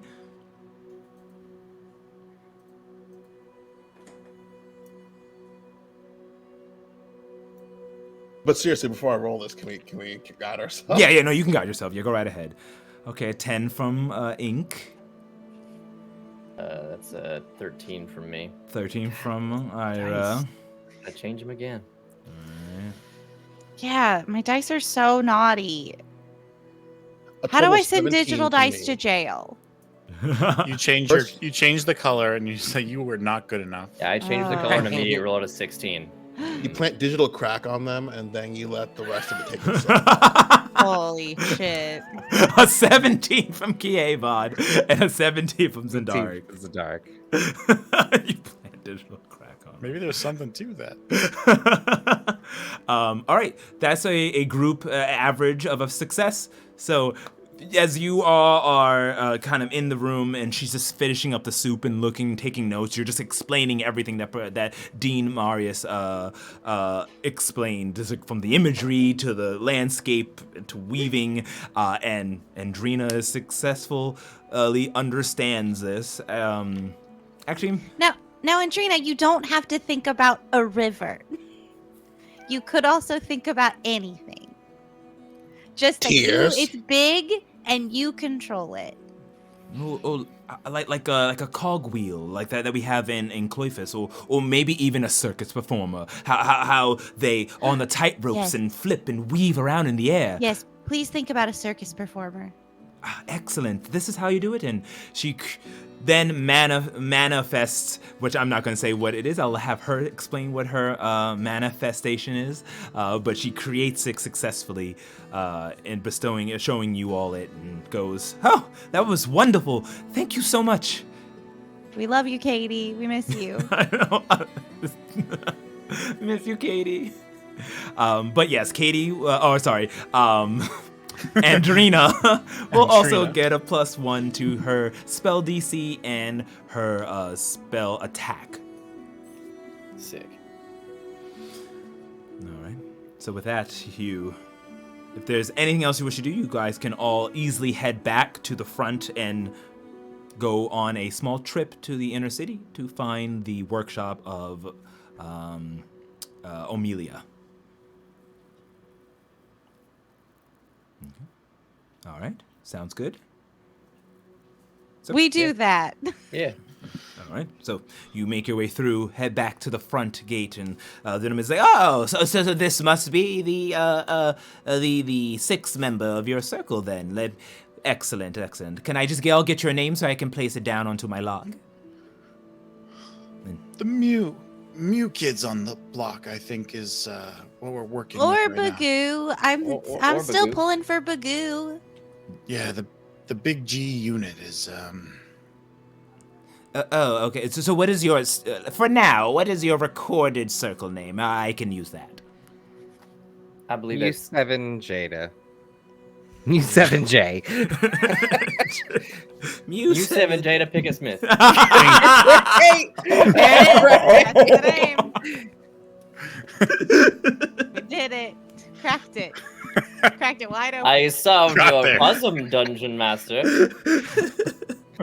So she writes down, he texts her, music, understood. Yes, and all 6 members, excellent. Well, we have a carriage waiting for you, and walking over, tied to, it looks like, not wyverns, but more so wingless dragons. I forget the name of them. There's a name for them. Draconid? Yeah, is it that? Draconids? Worms? No, they're not quite worms. They're like those Draco something. Drakes. Drakes, thank you, Drakes. That's what they are. These drakes, these windless drakes, are 2 of them, blue in coloring with yellow stomach, like scales down their stomach, quadrupedal, are pulling a large, almost like pumpkin-shaped carriage, white in its, actually it will be like a fractal, like spectrum of colors of the actual, the carriage, as the door opens up and like rolling down are these mechanical staircases that the gentleman goes, and here you are. We have you going. Just let me know your destination, and I will make sure that the drakes understand, and we'll drop you off there.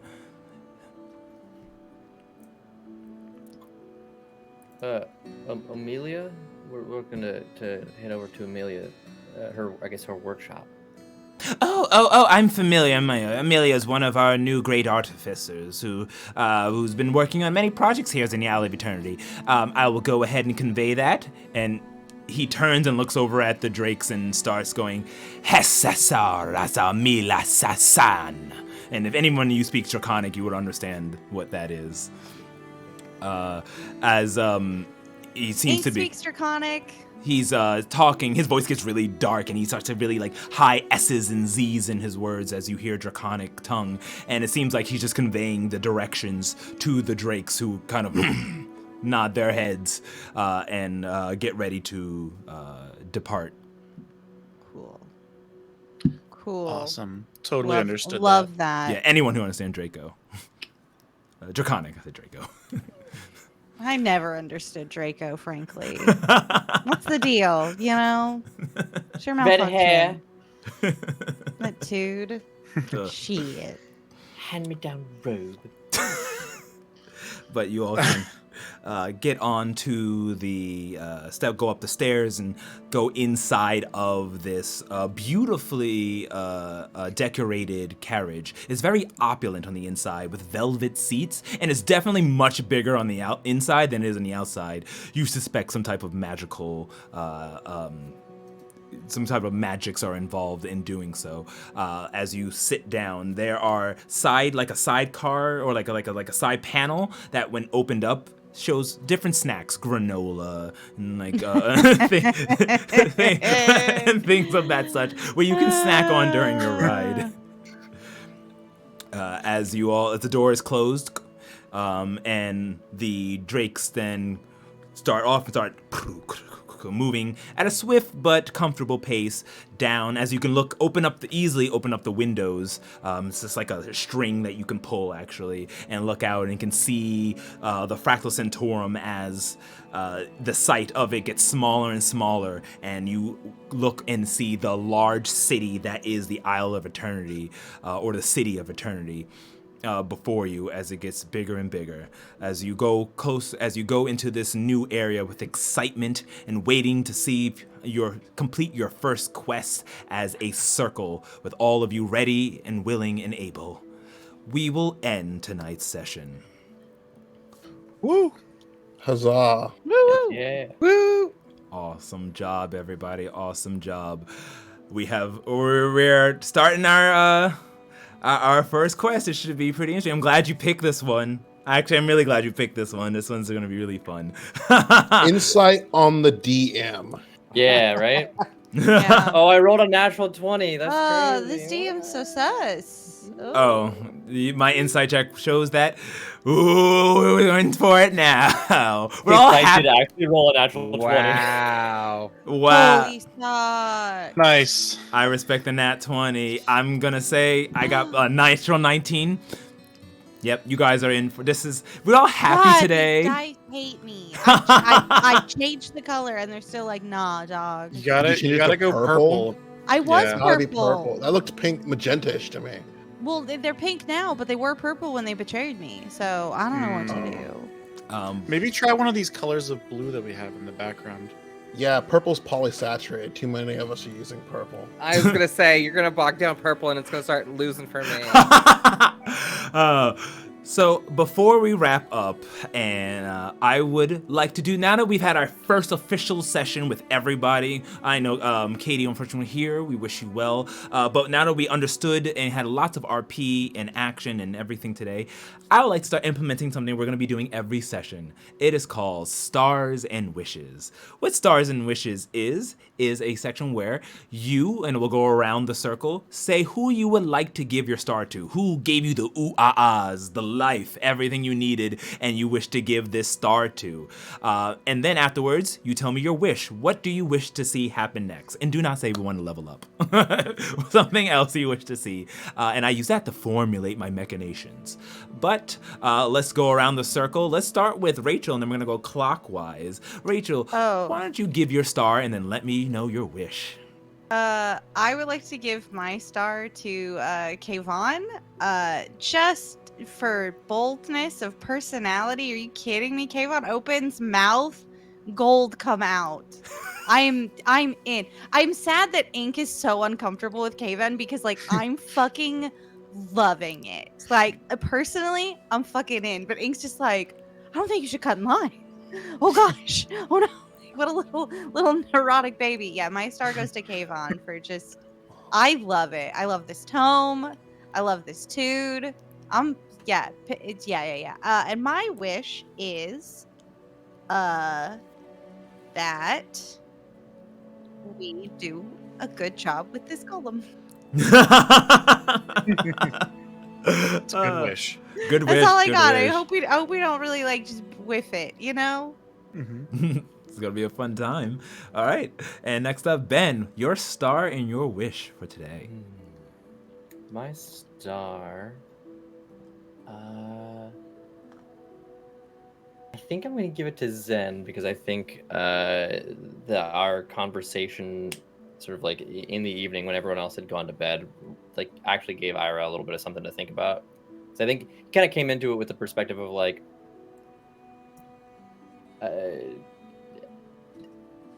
Rachel, we need to just do away with your dice rolling altogether. It's so bad. I'm so sorry. It's really bad. Yeah, I can't. I changed from pink to green and I still rolled fives. That's crazy.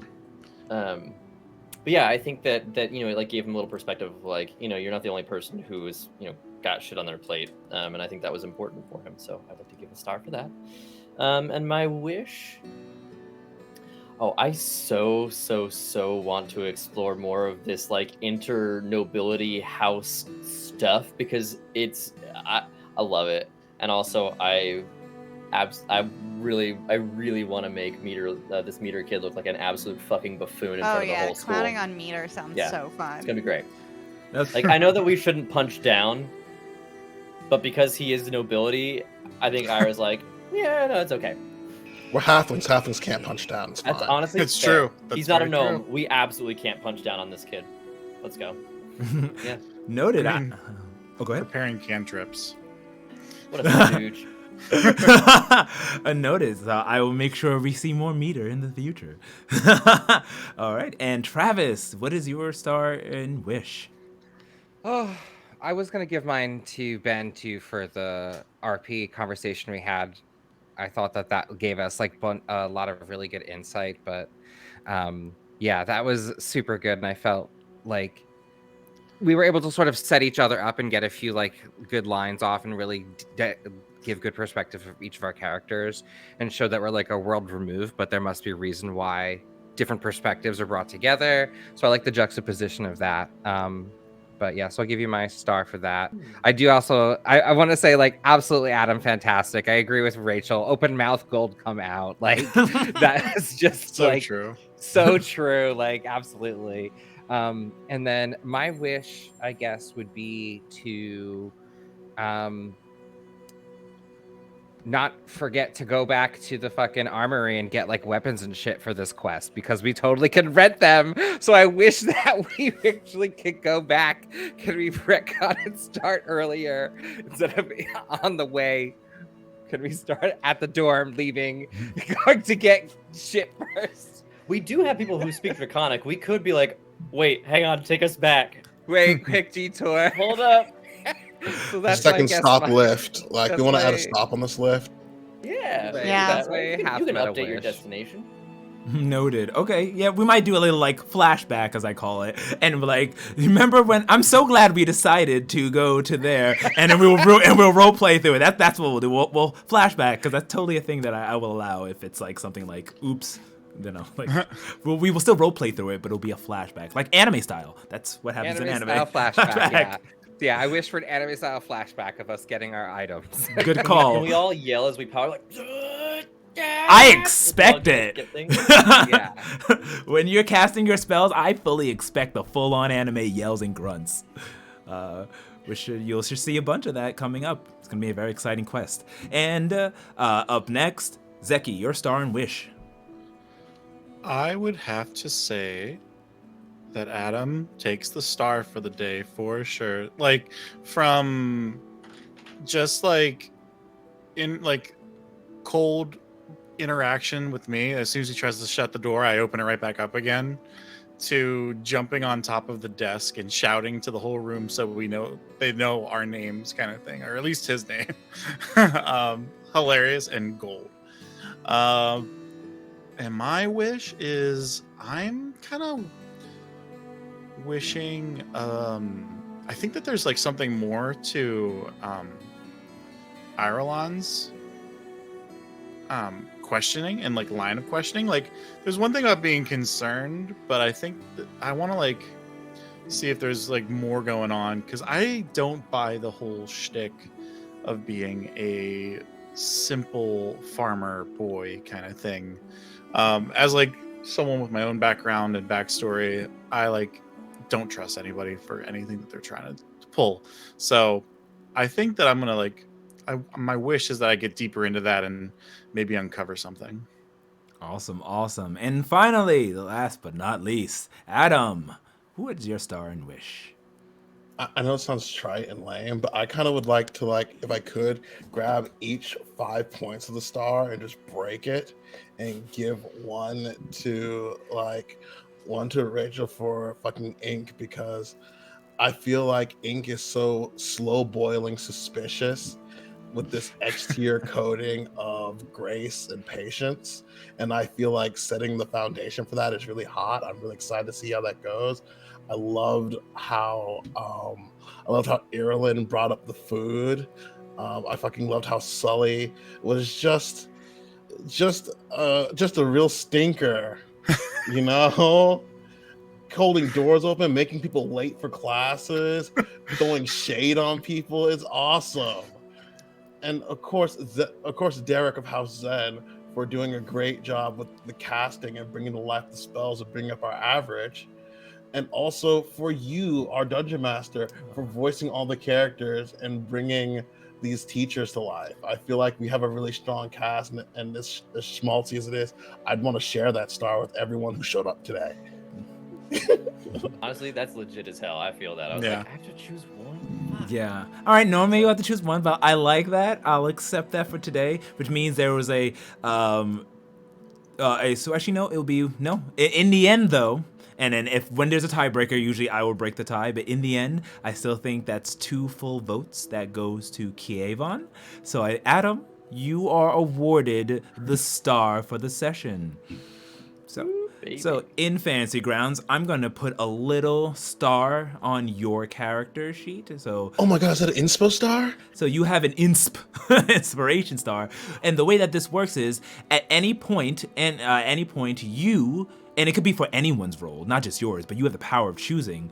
You can see the result of a die. You can see the number of a die, but before the result is called, can choose to have it re-rolled again. Oh, sick. Yeah. Sick. Wait, what about my wish? Oh wait, yes, your wish, please. Yeah, I'm so sorry. Yes, and your wish. Sneaky genies. And my wish is, like, one thing that was really big in Descent into Void 1 was team attacks. So I'm hoping to see how we can bring our individual talents together at the same time cinematically to lay an ass whooping on this golem. If an ass whooping is what the golem requires. You know me, so we'll see a lot of things that return from Descent to the Void, like team attacks and all that, but you'll have to develop and grow that. But don't worry, we're gonna animate the shit out of this, and Power of Friendship is going to rule. Yo, I can't wait for Power of Friendship to come back. That'd be awesome. But all right, so with everything handed out, we'll just go around and once again, just let us know where we can find you. Those of you with social medias, since we ended with you, Adam, let's start with you. Where can people find everything about you?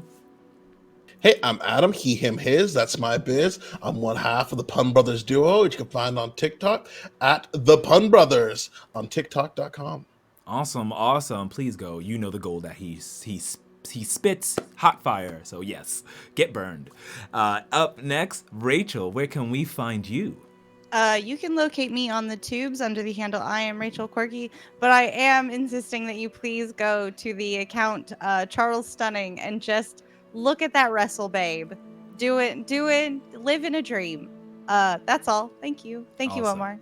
Please go. Charles Stunning is amazing. Rachel is amazing. Great time, especially if you love wrestling. Check it out, please. Ben, where can we find you? Hello, everybody. You can find me on social media personally at Ben_M_squared. That's like Twitter and Insta.